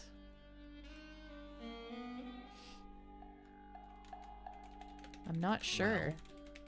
You admit. Could be one of them, or maybe none of them. Did you find anything interesting in the wardrobe?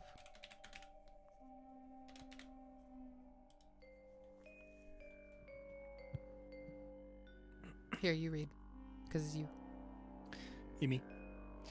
Your brother shakes his head. Nothing that stands out, he says. Just some clothes, a shaving kit, a few books. He holds up one of the books for you to see. It's a well-worn copy of The Three Musketeers by Alexander Dumas. As you continue to search the room, you notice a small safe tucked away in the corner. I love that it's The Three Musketeers. No, wait. What book was it in high school that you just did, like, the same book report? Yeah, it was... For, like, 4 years in a row? Yeah. It was Treasure Island. Yeah. Is that book any good? You read it once and wrote about it 4 times. Yeah, it was fine. It's good. Muppet Treasure Island's better. That's fair. All right. Are you a crack safe? Canonically? I am a crack. Yeah. You're a crack? Mm-hmm. You gesture to your brother to attempt and open the safe. How can I put this? During your investigations, he has become something of a good criminal. safe cracker. He's become a pretty No, not damn safe good cracker. criminal. You're a good safe cracker. That's awful. Something of a good safe lock picker. Good save, comma cracker. Shut up. I don't know if that. Never mind. It's fine. You read. Mm-hmm. Your brother grins and makes his way over to the safe. He pulls out his toolkit and sets to work, his nimble fingers working the tumblers with ease. After a few tense moments, there's a satisfying... and the safe swings open.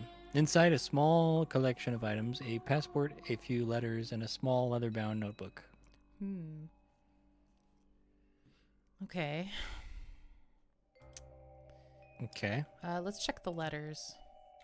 Check the letters first. I think that's a good tactic. You pick up the letters, examining them. You pick up the letters, examining them carefully. They are all addressed to Richard Carlyle, and they seem to be from various business associates and acquaintances. There is nothing particularly noteworthy of the letters, but they do provide some insight into Carlyle's business dealings and collections. You set the letters aside and turn your attention to the passport.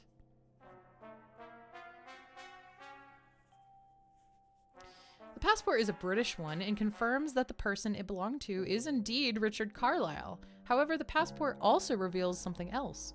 Richard Carlyle is not the person's real name. The passport bears the name of one... well, hold on. It can't be both. AI, you don't know how passports work. Yes, this is Richard Carlyle, but that's a fake name. I love this music. The passport is a British one and bears the name of one Jonathan Moxley, a name you recognize as the one given to you by the man himself. Okay. Check the small notebook. I don't know why I said it like that.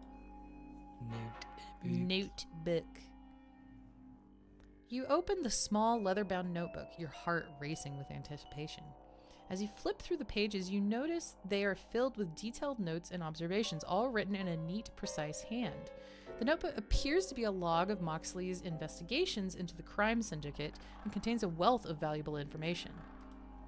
Read the last entry.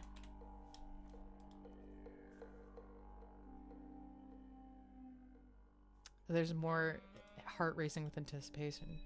Let's get rid of that. You turn to the last entry in the notebook. The last entry is dated the day before the cruise, and it reads, I have finally tracked down the location of the meeting. It will take place on the HMS Honeydew, the exclusive steam yacht. I must be careful, as I suspect the crime syndicate has eyes and ears everywhere. Here, hold on. We're going to make this a little spicier. It will take place the day before... on the HMS Honeydew on July 15th, 1900X. There we go. Okay, hold on. Yes. Well, why did that change? Why'd you do that? I gave a date. Oh, whoops, sorry. I don't know why I'm angry. Ah! Sorry. I'm sorry. Ah! I'm sorry I questioned you. Why did you do that? You son of a bitch. Now I'm adding 333222. July 15th, you mutter. That'll really throw it off. That's 2 days from now. Shortly before we arrive in Marseille.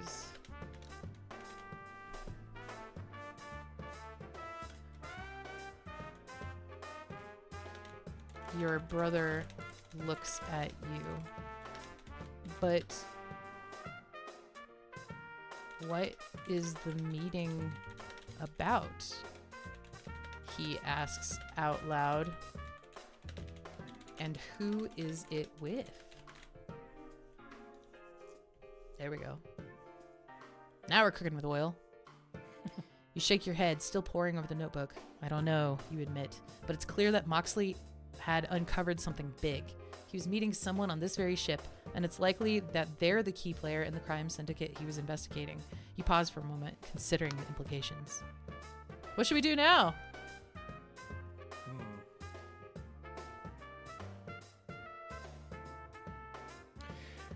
We got a little bit, but I think we need to meet the other. So Moxley had like 3 different people that he suspected. He suspected. One was Isabel. The other was the doctor. What was her name? Doctor. Let me scroll back up. Rachel. This is why we need someone in chat to take notes because we're bad at this. Mary. It was Tanya? Eleanor. Okay. Hold on. And the Colonel. So we should meet the You other take two. notes. You have a piece of paper or something, right? I can't write. Eleanor Gray. So it's Eleanor Gray. Hold on. I'll take notes. Damn it. No. Eleanor. Gray. There it is. Isabella Hartley, Eleanor Gray, Colonel Apricot. Okay. Okay.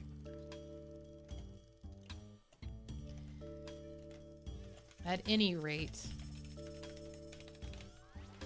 you say to your brother, we'll need to investigate those 3 that he suspected. But for now, let's get some sleep. It's like 3 in the morning. Honk!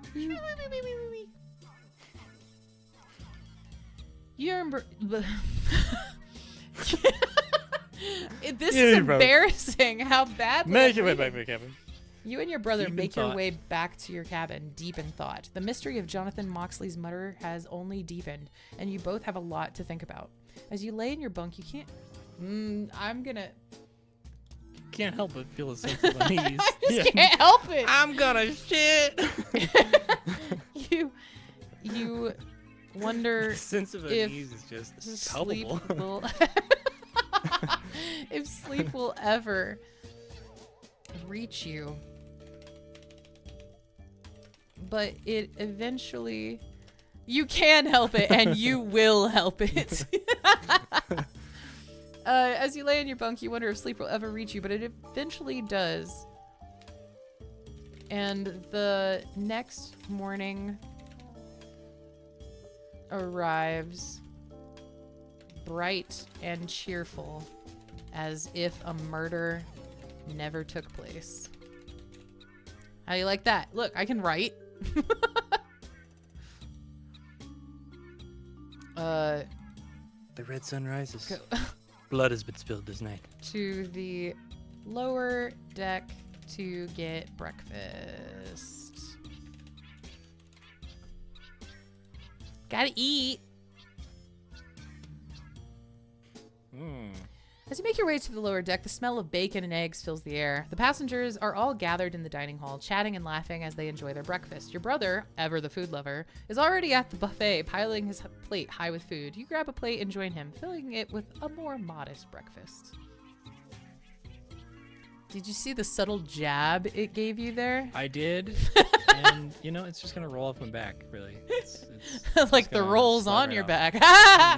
Okay.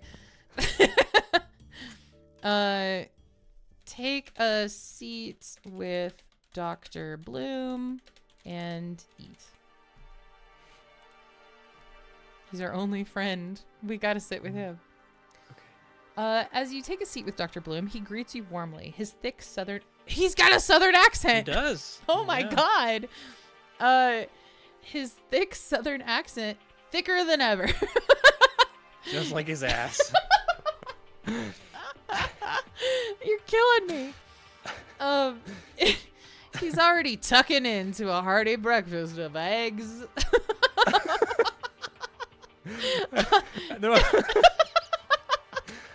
Bacon and grabs. He offers you a friendly smile. Morning, Jingleheimer, he says, gesturing to an empty seat beside him. Mind if I join you? You shake your head, taking a seat next to him. Should we trust him? I mean, he's our friend. Yeah, he's fine. He bought us the tickets on this boat. Yeah. I doubt if he was gonna murder someone, he would invite 2 detectives. You know what I mean? Yeah. And we've known him True. for a couple of years. I think that's canonical. Yeah. So, we've yeah. known. He was in the other one. Was he? Wasn't he? Thought he was. I don't remember. Okay. Tell Dr. Bloom about your last night investigations. While I take a sip of this wine. Oh, it's so good. Morning wine. You recount your investigation from the previous night to Dr. Bloom, including the discovery of Jonathan Moxley's true identity as an investigative journalist and the details of his murder. Dr. Bloom listens intently, his eyes narrowing as you describe the engraved gun and the rare 7.65mm Luger bullet that killed Moxley. Well, he was the one that told us. Well, we didn't tell him about the gun. he told us about the bullet. Oh, yeah. What do you think of the initials? Oh my lord.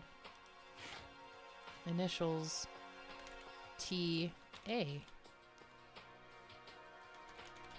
You ask him as you butter a biscuit. If you know what I mean. I didn't say butter his biscuit. I don't rightly know. Dr. Bloom says, taking a sip of coffee thoughtfully. Your brother, meanwhile, is lost in the sauce. So much jelly. Is not quite paying attention as he works some sausages. I'm not gonna put that in. What are you doing? Please tell me, or I'm gonna write something stupid. Gently eating an entire pretzel. For breakfast? Why would that be on the what? What is he? Perfect. Thank you, Hyper Piggy. Good God. That's actually normal. Okay. Thank God. One of us has to be. There we go. Toast and eggs sounds really good right now, even though it's like 9:30 here. But I do know we need to be careful, Dr. Bloom continues. If the assassin is still on board, they could be a serious danger to us all. You nod in agreement, taking a bite of your biscuit. The thought of a professional assassin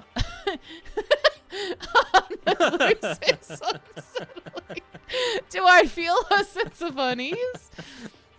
Oh my God, as you and Dr. Bloom continue to talk, you can't help but feel a sense of unease. We gotta stop this. The AI is like, remember, you feel unease. You can't escape the unease. Okay, hold on. Taking a bite of your biscuit. Oh my God. We need to investigate the 3 people he suspected. You muse. Could you get us a meeting with Isabella? No, what was it? Colonel Apricot and Dr. Eleanor what? Gray.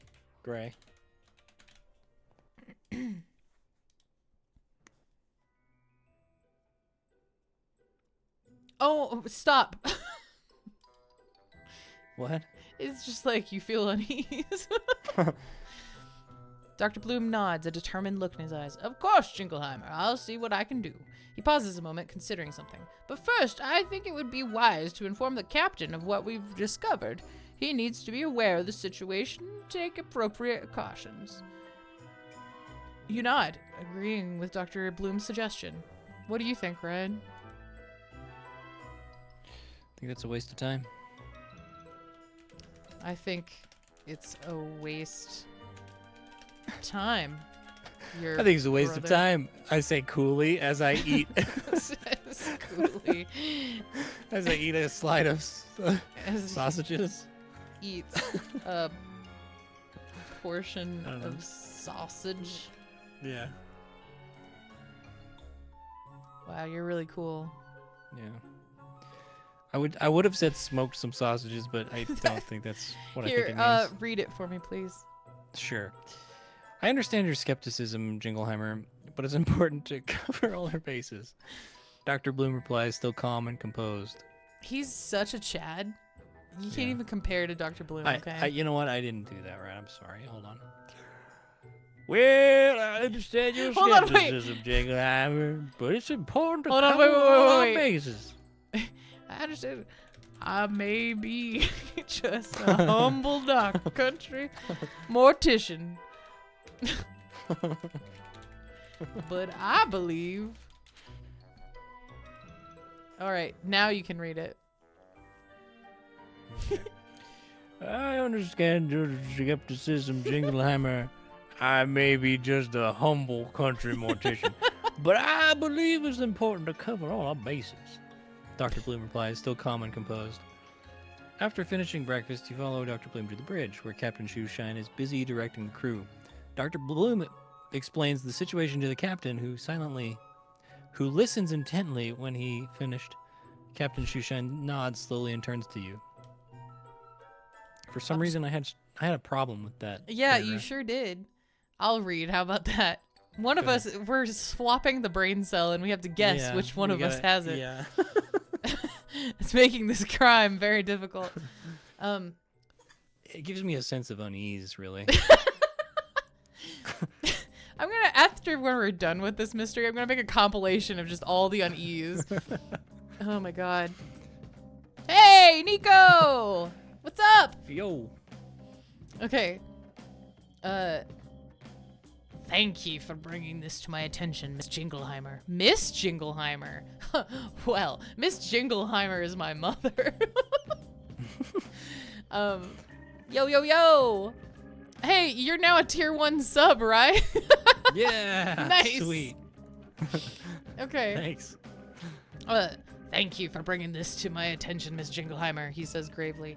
I will take the necessary precautions to ensure the safety of all passengers on board. I will also inform the authorities in Marseille of the situation and request additional support upon our arrival. As you leave the bridge, Dr. Bloom suggests that the two of you split up to investigate Colonel Apricot and Dr. Eleanor Gray. Which one are you going to take? I will take the Colonel. Okay.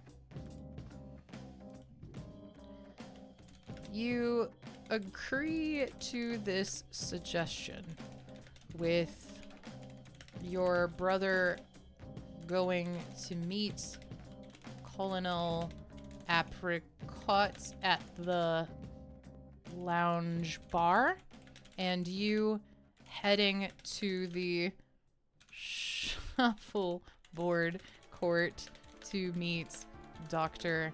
Eleanor Gray. There we go. As you make your way to the shuffle... Why did you say sick? Where did that come from? We're meeting people. Hell yeah. All right. As you make Fuck yeah. Fuck yeah.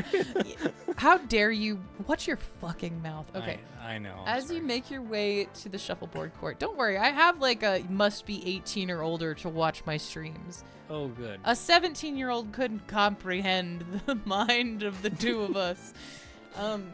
As you make As you make your way to the shuffleboard court, the sun beats down on your skin, and the sound of the waves crashing against the ship is calming.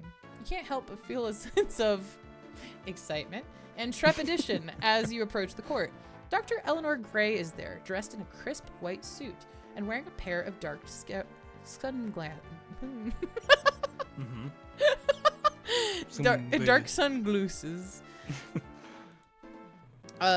Observe Dr. Eleanor Gray to see what she looks like.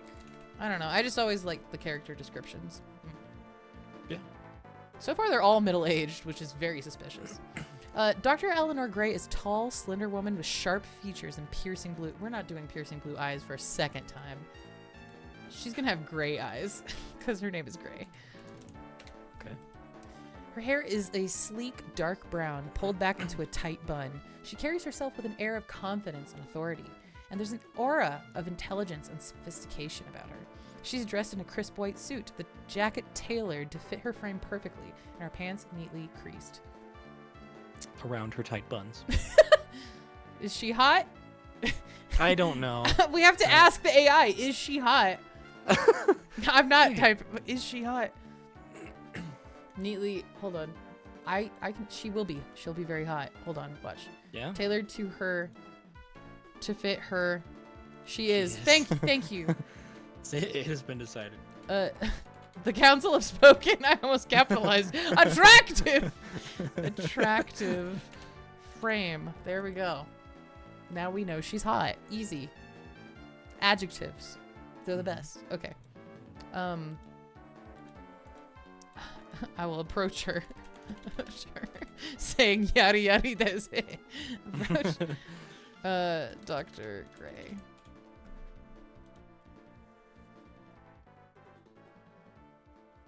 As you approach Dr. Gray, she turns to you with a polite smile, her gray eyes studying you intently.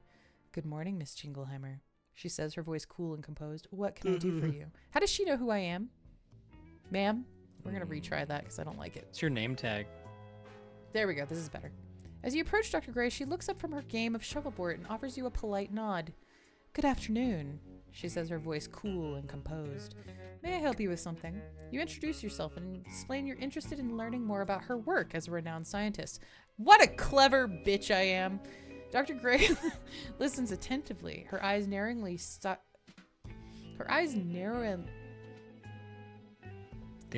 slightly as she studies you. I see. I don't like that. If I'm like, oh, hey, I want to know about your work, and she looks me up and down as like... Well, she's looking at you because she thinks, you're not intelligent enough to understand. Actually, I like that idea. She's hot, but a bitch. She pauses before saying, it's rather complicated. You may not understand unless you... Wait, she has the intelligence and the looks? Like, she's got to have a character flaw, so she's like a horrible person. Yeah, she's got to be a bitch. You may not understand unless you also have graduated from Harvard physics.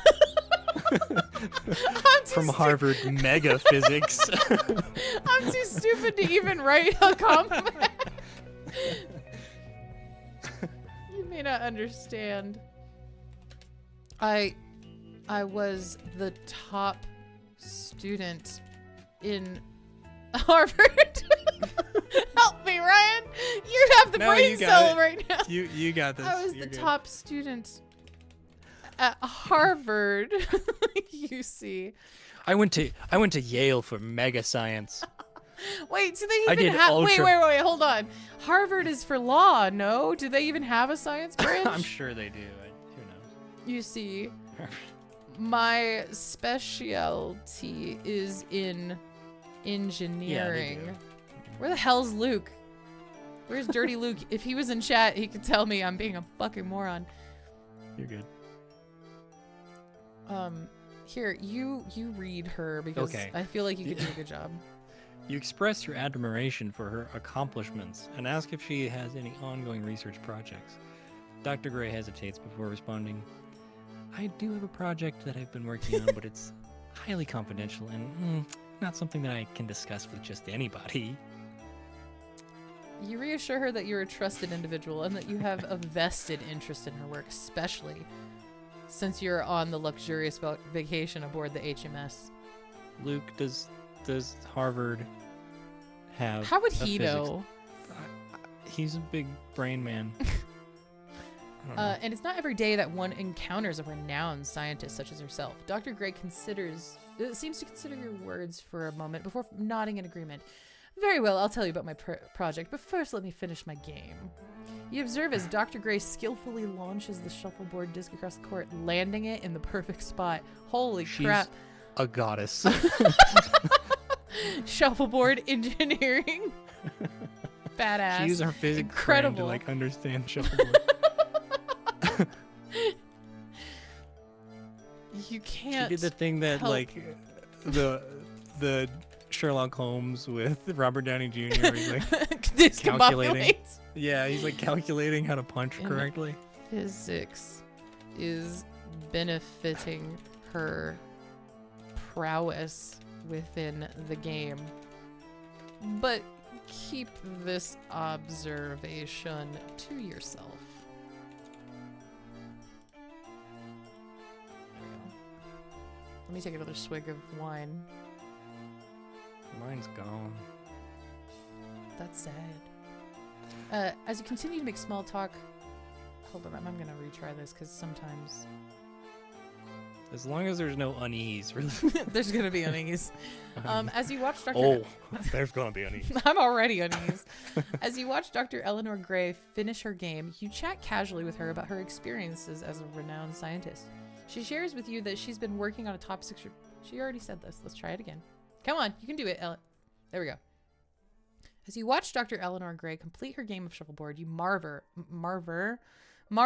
at her skill and precision. Once she's finished, she turns to you with a small smile.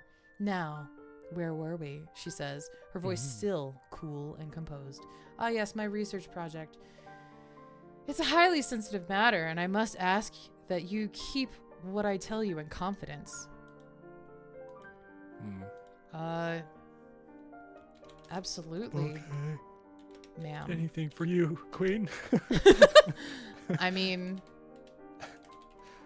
who would even believe that I met you today? I just grovel before her. Yes, Mommy? Sorry, I meant Mommy? Yes, Mommy? Damn it. Sorry, Mommy. Dr. Gray, step on me. Dr. Eleanor Gray raises an eyebrow at your comment, but doesn't say anything. Instead, she takes a deep breath before beginning to speak. I've been working on groundbreaking new technology. I said that like Trump would say it. I've been working on groundbreaking new technology. No one talks about it. Gee. All right, hold on. Let's try this again. I've been working on a groundbreaking new technology, she says, her voice low and intense. It's a device that can... Holy shit! This went from 1 to 100. It's a device that can manipulate the human mind, allowing the user to control the thoughts and actions of others. It's a dangerous and powerful tool, one that could change the course of history. I call it the apple of Eden. I call it the iPad. Yeah. Make the human mind great again. Wow. What? We're in like 1900 something, so we're like pre World War I, right? Yeah. Did she make the hit on the Archibald? This is like, holy crap. I kind of love it. We're sticking. I'm not changing it. Okay. All right. Okay. What do you even say to this? Like, what would you like? An engineer, you know, Dirty Luke. Dirty Luke walks into the house one day and he's like, I've just... Marty! I can manipulate the human mind. What do you say to him? What do you say to him? That's good, honey.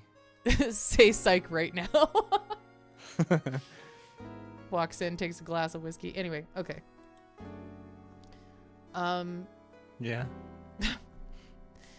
That's unbelievable. I don't believe you. You tell me to shut up. All right. Yeah.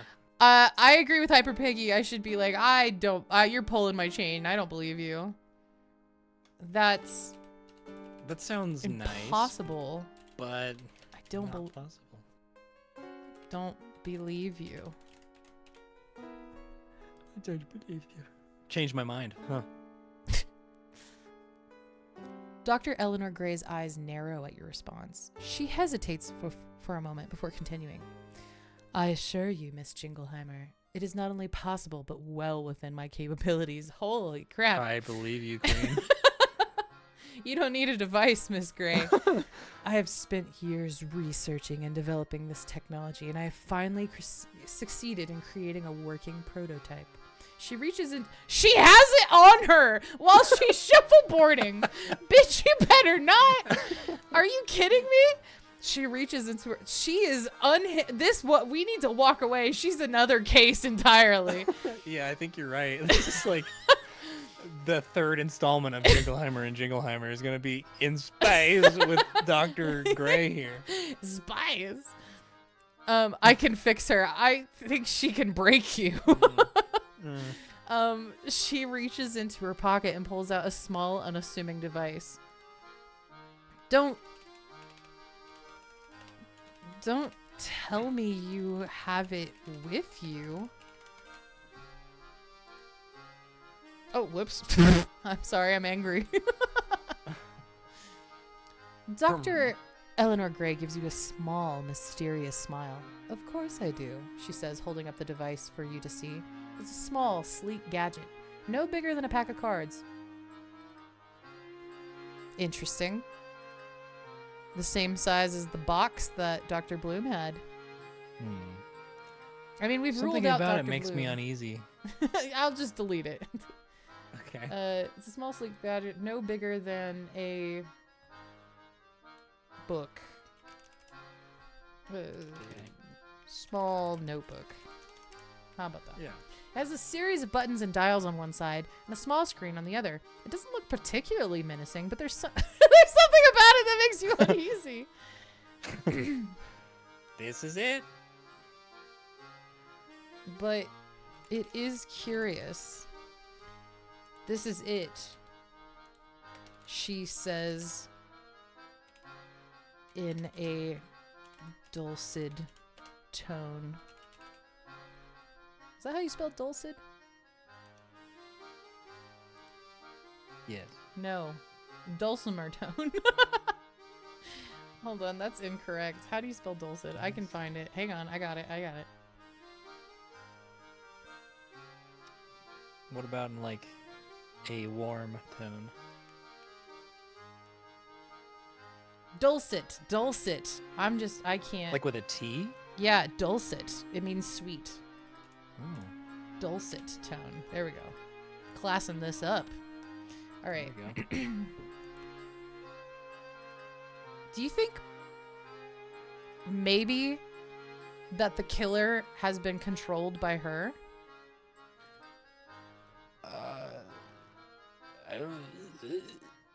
I mean, it's hard to say. I don't know. You haven't come back with information about Colonel Apricot, so. God, what do I even say to her?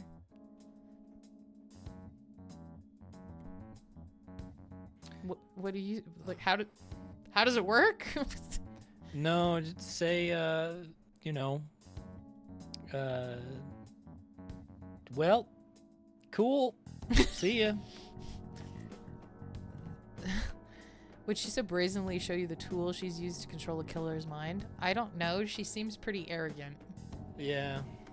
You know, like, it's this. possible. If we've learned anything from Columbo, murderers like an audience.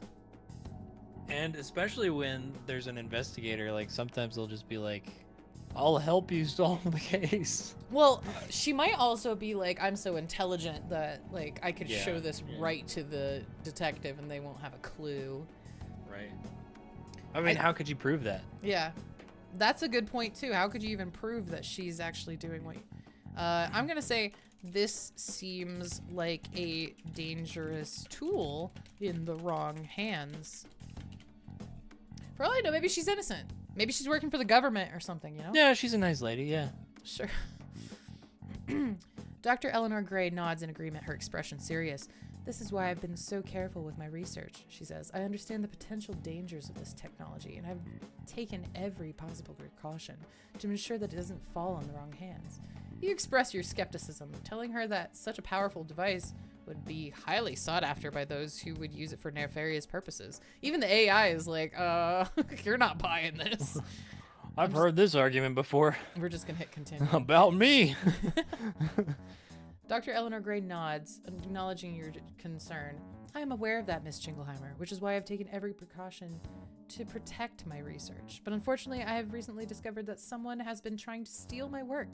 I suspect it's a rival scientist or a criminal organization, but I am not certain. Now, wait a minute. Now, we know that the murderer is part of a crime syndicate. maybe she's making a deal with them, and that has to do with the meeting they were talking about. You know? We also don't know what crime syndicate it is. Maybe it's the Russians, or, well, this is 19 Yeah, push her on that. Sure. You know, squeeze her for info. What's the most creepy way of saying that? Only you would know.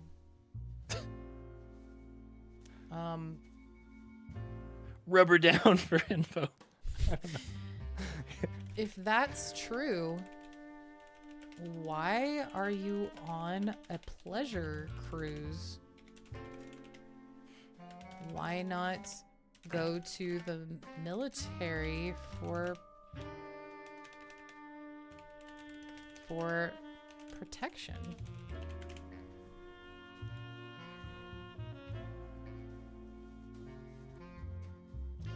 Dr. Eleanor Gray gives you a small, wry smile. I'm afraid that's not as simple as it sounds, Miss Jingleheimer. You see, my research is highly controversial, and the military would likely seize it for their own purposes if they knew about it. I cannot risk that, so I've decided to handle the situation on my own. Ah! So, the military, her country's military would probably just take it without compensation, which might be why she's gonna make a deal. I think that that's what's happening. That's my gut, anyways. I don't think she's as innocent as she says, but yes, I think she's probably going to Marseille to do a deal with this syndicate. I'm going to give her a word of warning. Word of warning. Sometimes handling situations on your own doesn't always turn out the way you'd like it to. Feel free to come to me if you get into any trouble.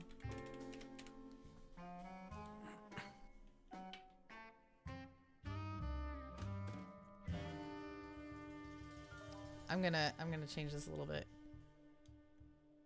Dr. Gray laughs haughtily. Haughtily.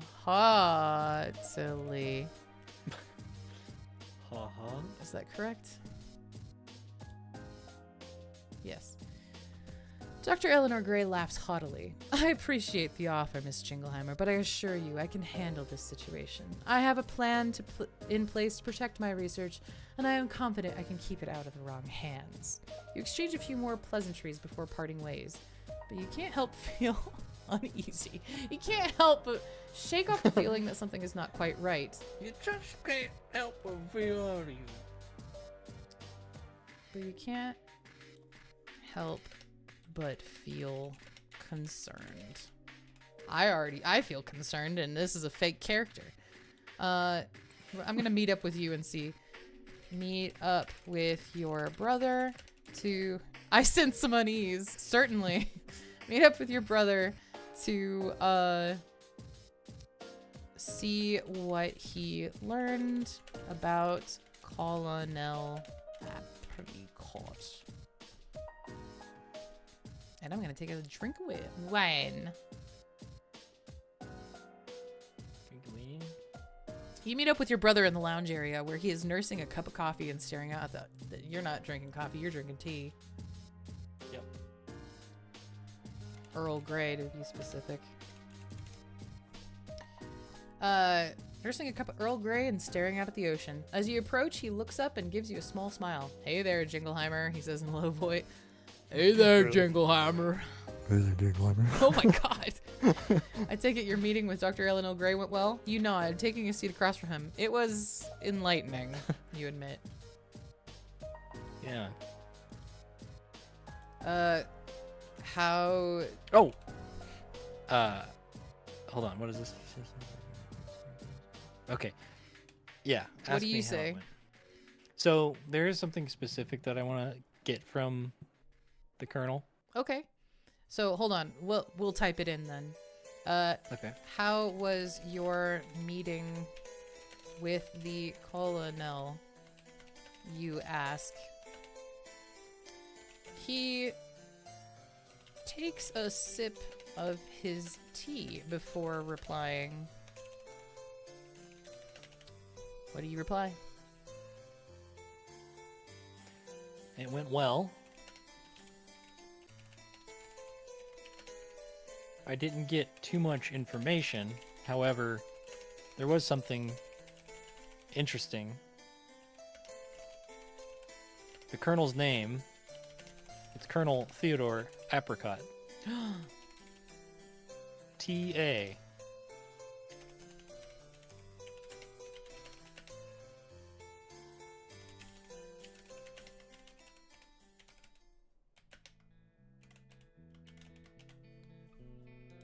Oh my god. Oh, I'm angry again. Why? Your eyes widen in surprise as you realize the significance of this information. T.A. As in the initials on the gun we found in Moxley's cabin, you say, your voice low with excitement. That doesn't make any sense. Oh my god, I'm so excited. T.A.'s the initials on the guns we found in Moxley's cabin. Yeah. Your brother nods, a mischievous grin. It just likes certain things. You know, at least I'm not uneased. Exactly, he says. It seems our Colonel Apricot might be more connected to Moxley's murder than we initially thought.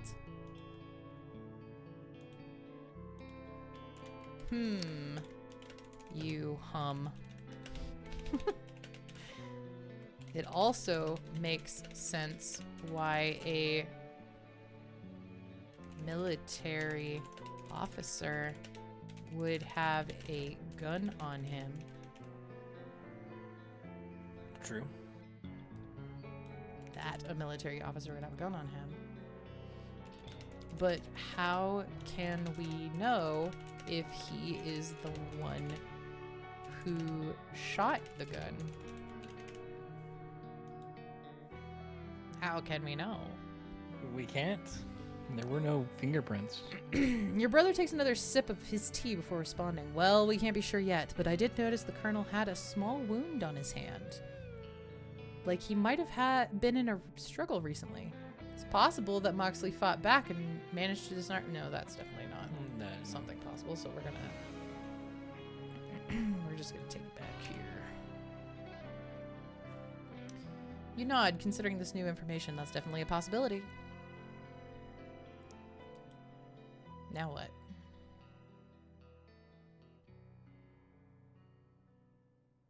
What do you think? I don't know. So, well. As you both sit in thought, your brother abruptly claps his hands, pulling you from your musings. I abruptly clap my cheeks. Time for lunch, he announces. Yes. Perfect. What's for lunch? Beans. Beans! You both head down to the dining hall to grab a bite to eat, lost in thought of the new information you uncovered. The dining hall is bustling with activity as the other passengers enjoy their meals. You and your brother find a quiet table in the corner, away from the crowds. As you eat, you discuss. Oh, I'm gonna take that part out. As you eat, you are approached by none other than the infamous actress Isabella. What was her name? Isabella Hartley? Motherfucking Hartley. Is it L-E-Y? I spelled it Hartley, but maybe you should check.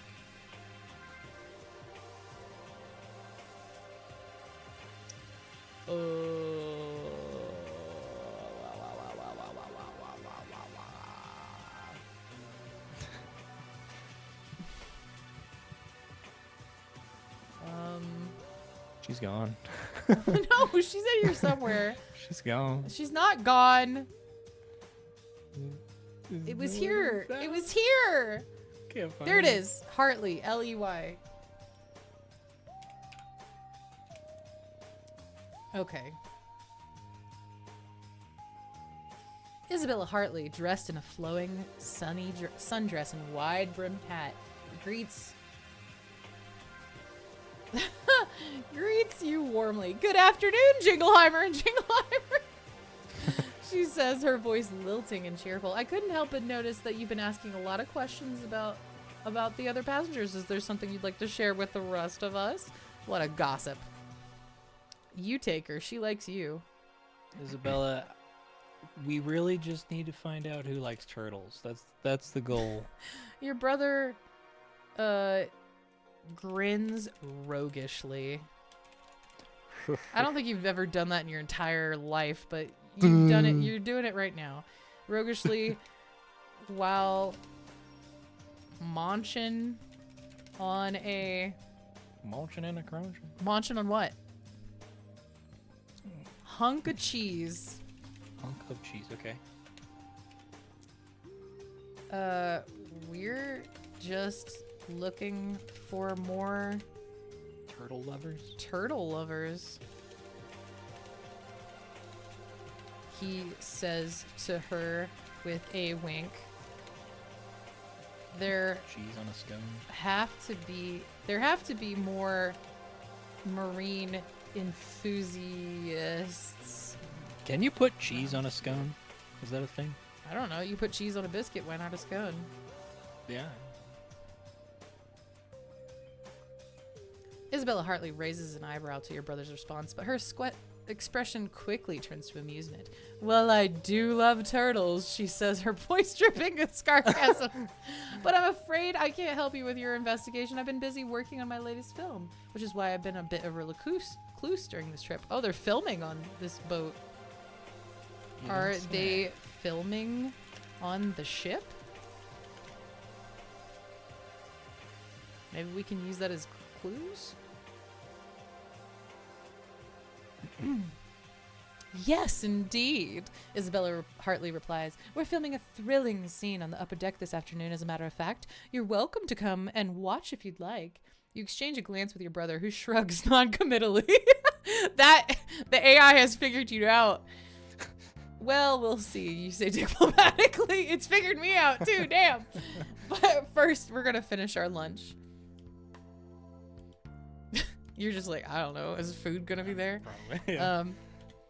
Of course, she says, king shit.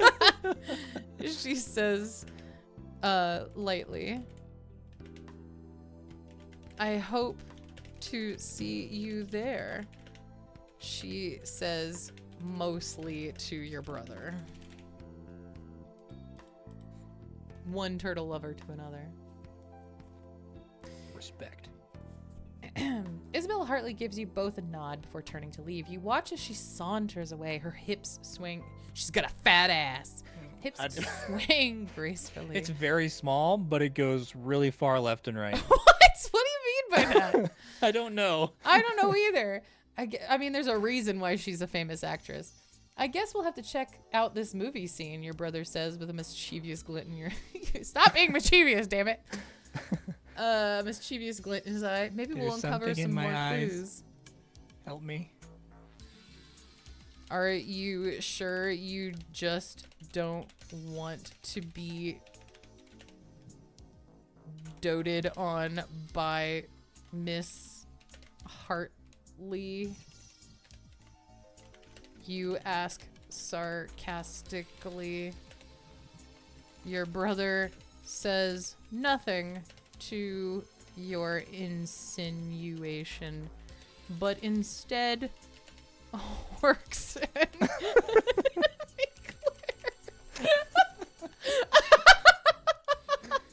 You keep using a hork. It's just, you're horking in a Claire, but instead devours. How about that?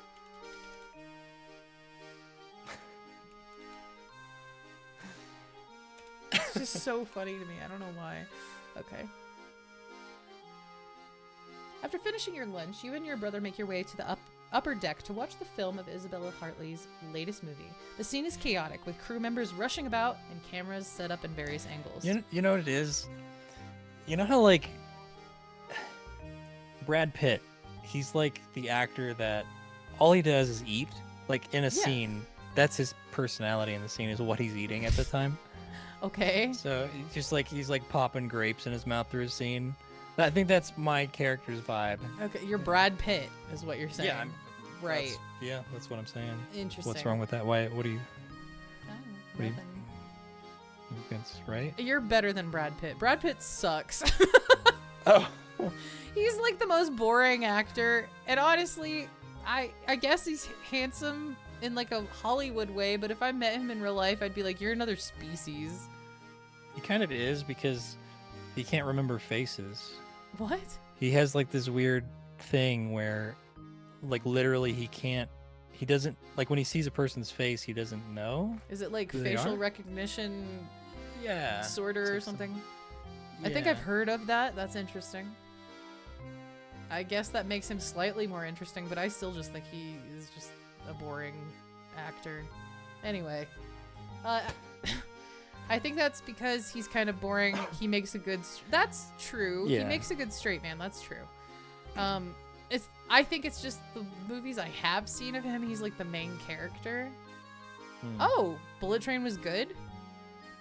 I wanted to watch that actually. I passed over it because I heard it was like a remake of Train to Busan, which is like top tier movie, but Isn't that a zombie movie? it is. Is Bullet Train Okay, not? that's not.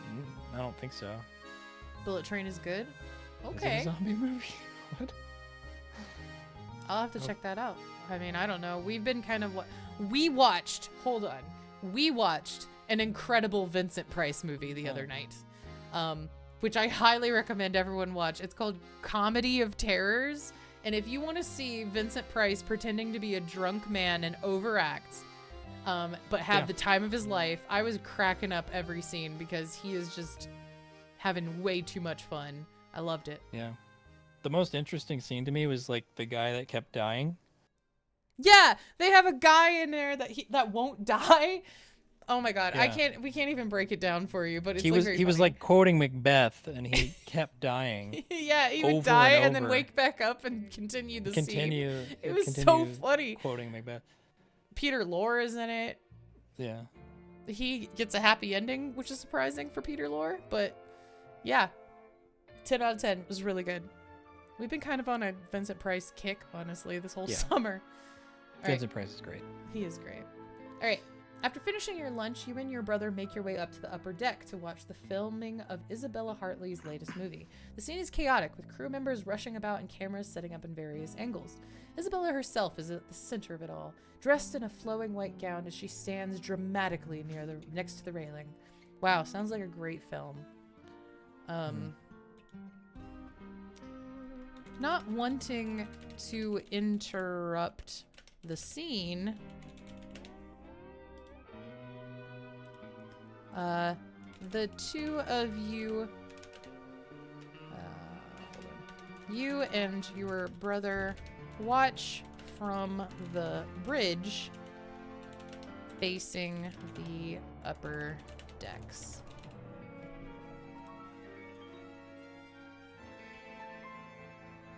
As you observe the filming, oh my god. Yeah. We're retrying this.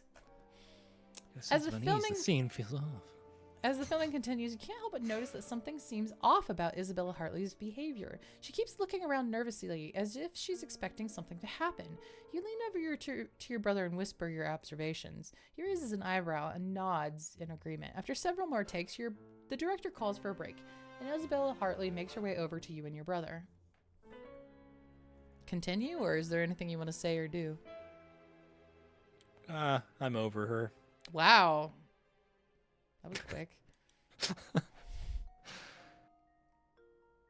Isabella Hartley greets you with a bright smile, but her eyes seem to dart around nervously, betraying her true feelings. Hello there, Jingleheimers, she says, her voice lilting and cheerful. I hope you're enjoying the filming. It's always such a pleasure to have an audience. Your brother grins. Oh, we are. We are. Especially with such beautiful scenery. Beautiful scenery. I like that you're like, oh yeah, we are. We are. Oh, really? Yeah. Yeah. It's great. I'm gonna say Is something wrong? You seem nervous.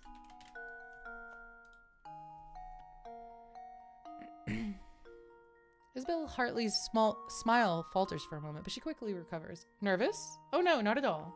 She says, her voice a little too bright. Why do we ask? I don't know, Nervous? bitch. Me nervous? No.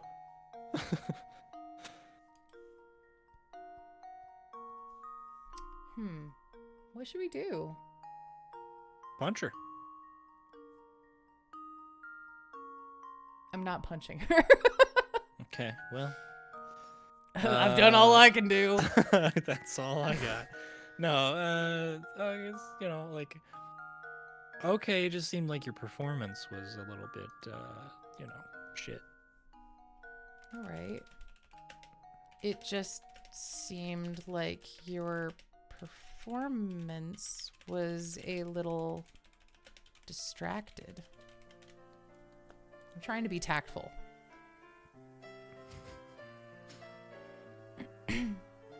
Isabella Hartley sighs and looks around to make sure no one is listening.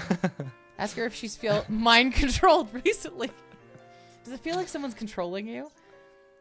I suppose I can't hide it from you two. Yes, I'm a little on edge these days, she admits. It's this movie role I'm playing. I'm not just an actress, you see. I'm all of them. I don't like that. We're retrying that.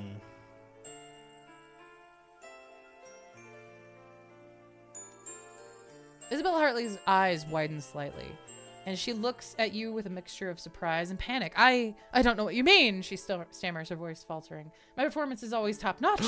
I wouldn't let a little thing like this bother me. She trails off, glancing nervously about the deck. Like what? Like what? A Fellow little turtle lover. thing like what?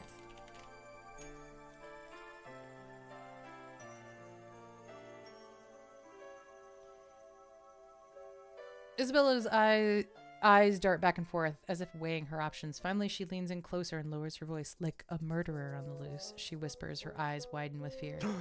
Maybe she knows who it is. Do you know who killed Carlisle?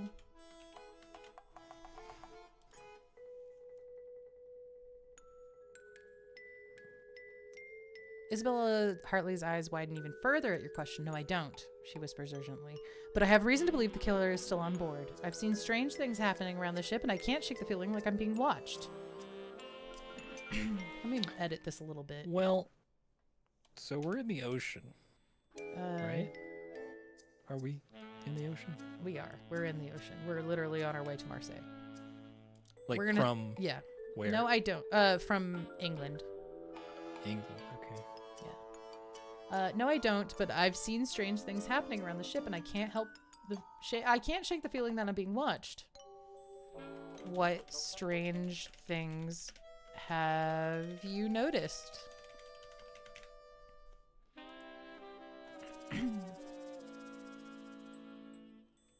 Isabella Hartley pauses for a moment, considering your question. Well, she begins, I've seen people lurking in the shadows, disappearing in thin air, and hearing strange noises at night.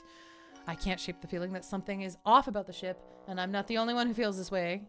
I would like to ask a question. Yes.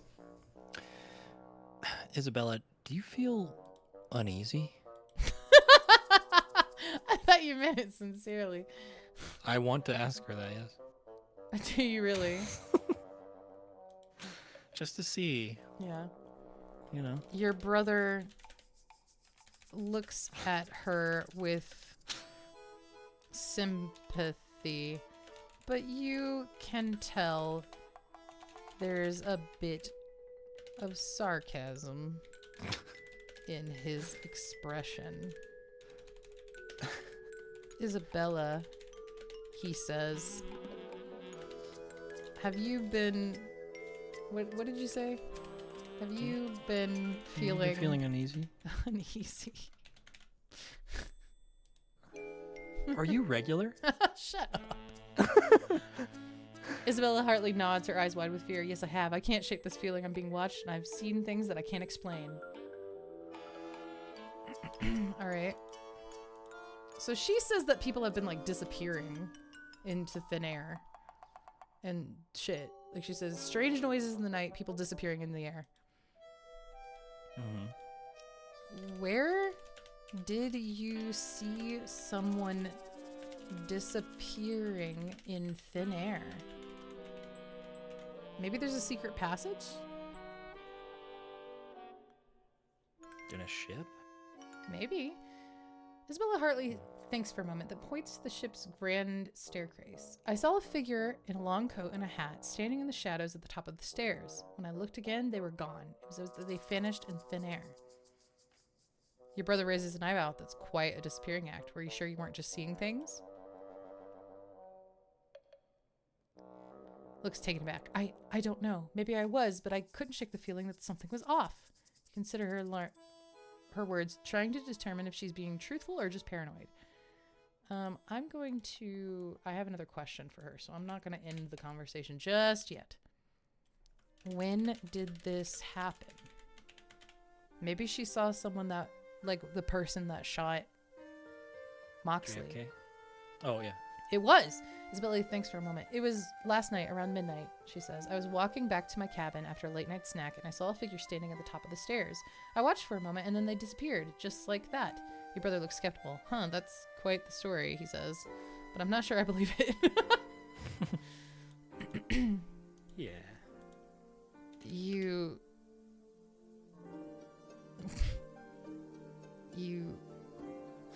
nudge your brother to nudge him. I nudge him, I grunge him, I nudge him, your brother, to get nudge. I don't want it to be nudge. To get him to not make her feel bad. Get him to not say something that would make her feel bad. Do you remember if this was before Mr. Carlisle was shot? Before or after?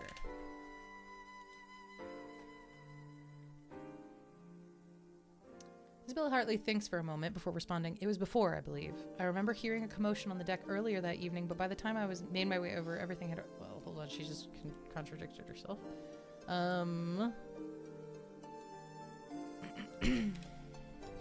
Alright, that's interesting. We'll have to keep an eye out for any suspicious figures on the ship. I'm gonna just say thank you for your help. Thank you for your help. Don't worry too much. Okay. My friends, it is now 2:30. We have been streaming for... What's my uptime, Ryan? Do you know? Let's see. Because I'm thinking this is a good stopping point. Yeah, probably. A little late, so we've been... I have no idea how to find it. I don't know.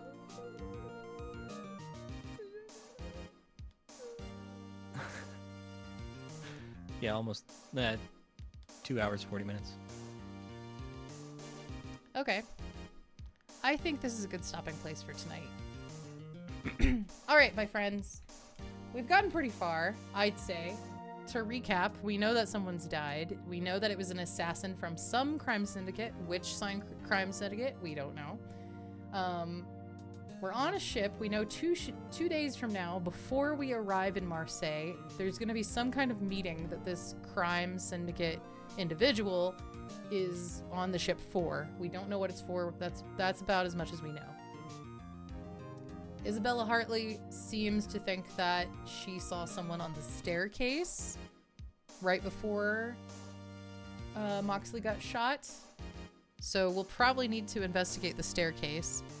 We also know that Colonel Apricot, we're probably both going to need to go talk to him, has the same initials as on the gun. And we know that Dr. Gray is a beautiful, buxom woman with mind control powers. One of these things is not like the other. Yeah. Anyway, I think that's a good stopping point for now. We'll pick this back up. I don't know. Would you want to do it on Sunday or maybe next week? Yeah. So Sunday was fine. Yeah, let's do it on a lazy Sunday. And we'll probably do it earlier in the day instead of so late at night. Today was kind of strange. But anyway, okay. Thank you so much for being here. I've really enjoyed it, as usual. Let me jump over to a more casual location. Okay. Thank you so much for being here. We're going to play this again, like I said, on Sunday. I hope you've enjoyed it. The Jingleheimer... Are we twins or just siblings? I think just brother and sister. I think we're just named the same thing. I mean, yeah. I thought that was our first name, to be honest. Jingleheimer was... No, that's our last. Yeah. Why would Jingleheimer... His name is my name, too. Yes, exactly. That's why I thought... Okay, never mind. It doesn't matter. Oh, my God. Anyway, all right, my friends, thank you so much for being here. I'm so happy that we got to stream. I'll try to do more streaming, but I can't promise anything because life is strange. Good night, Hyper Piggy, and good night, everyone else. Have a great night, and, yeah. What? What are you pissing for? Don't do that. All right, good night.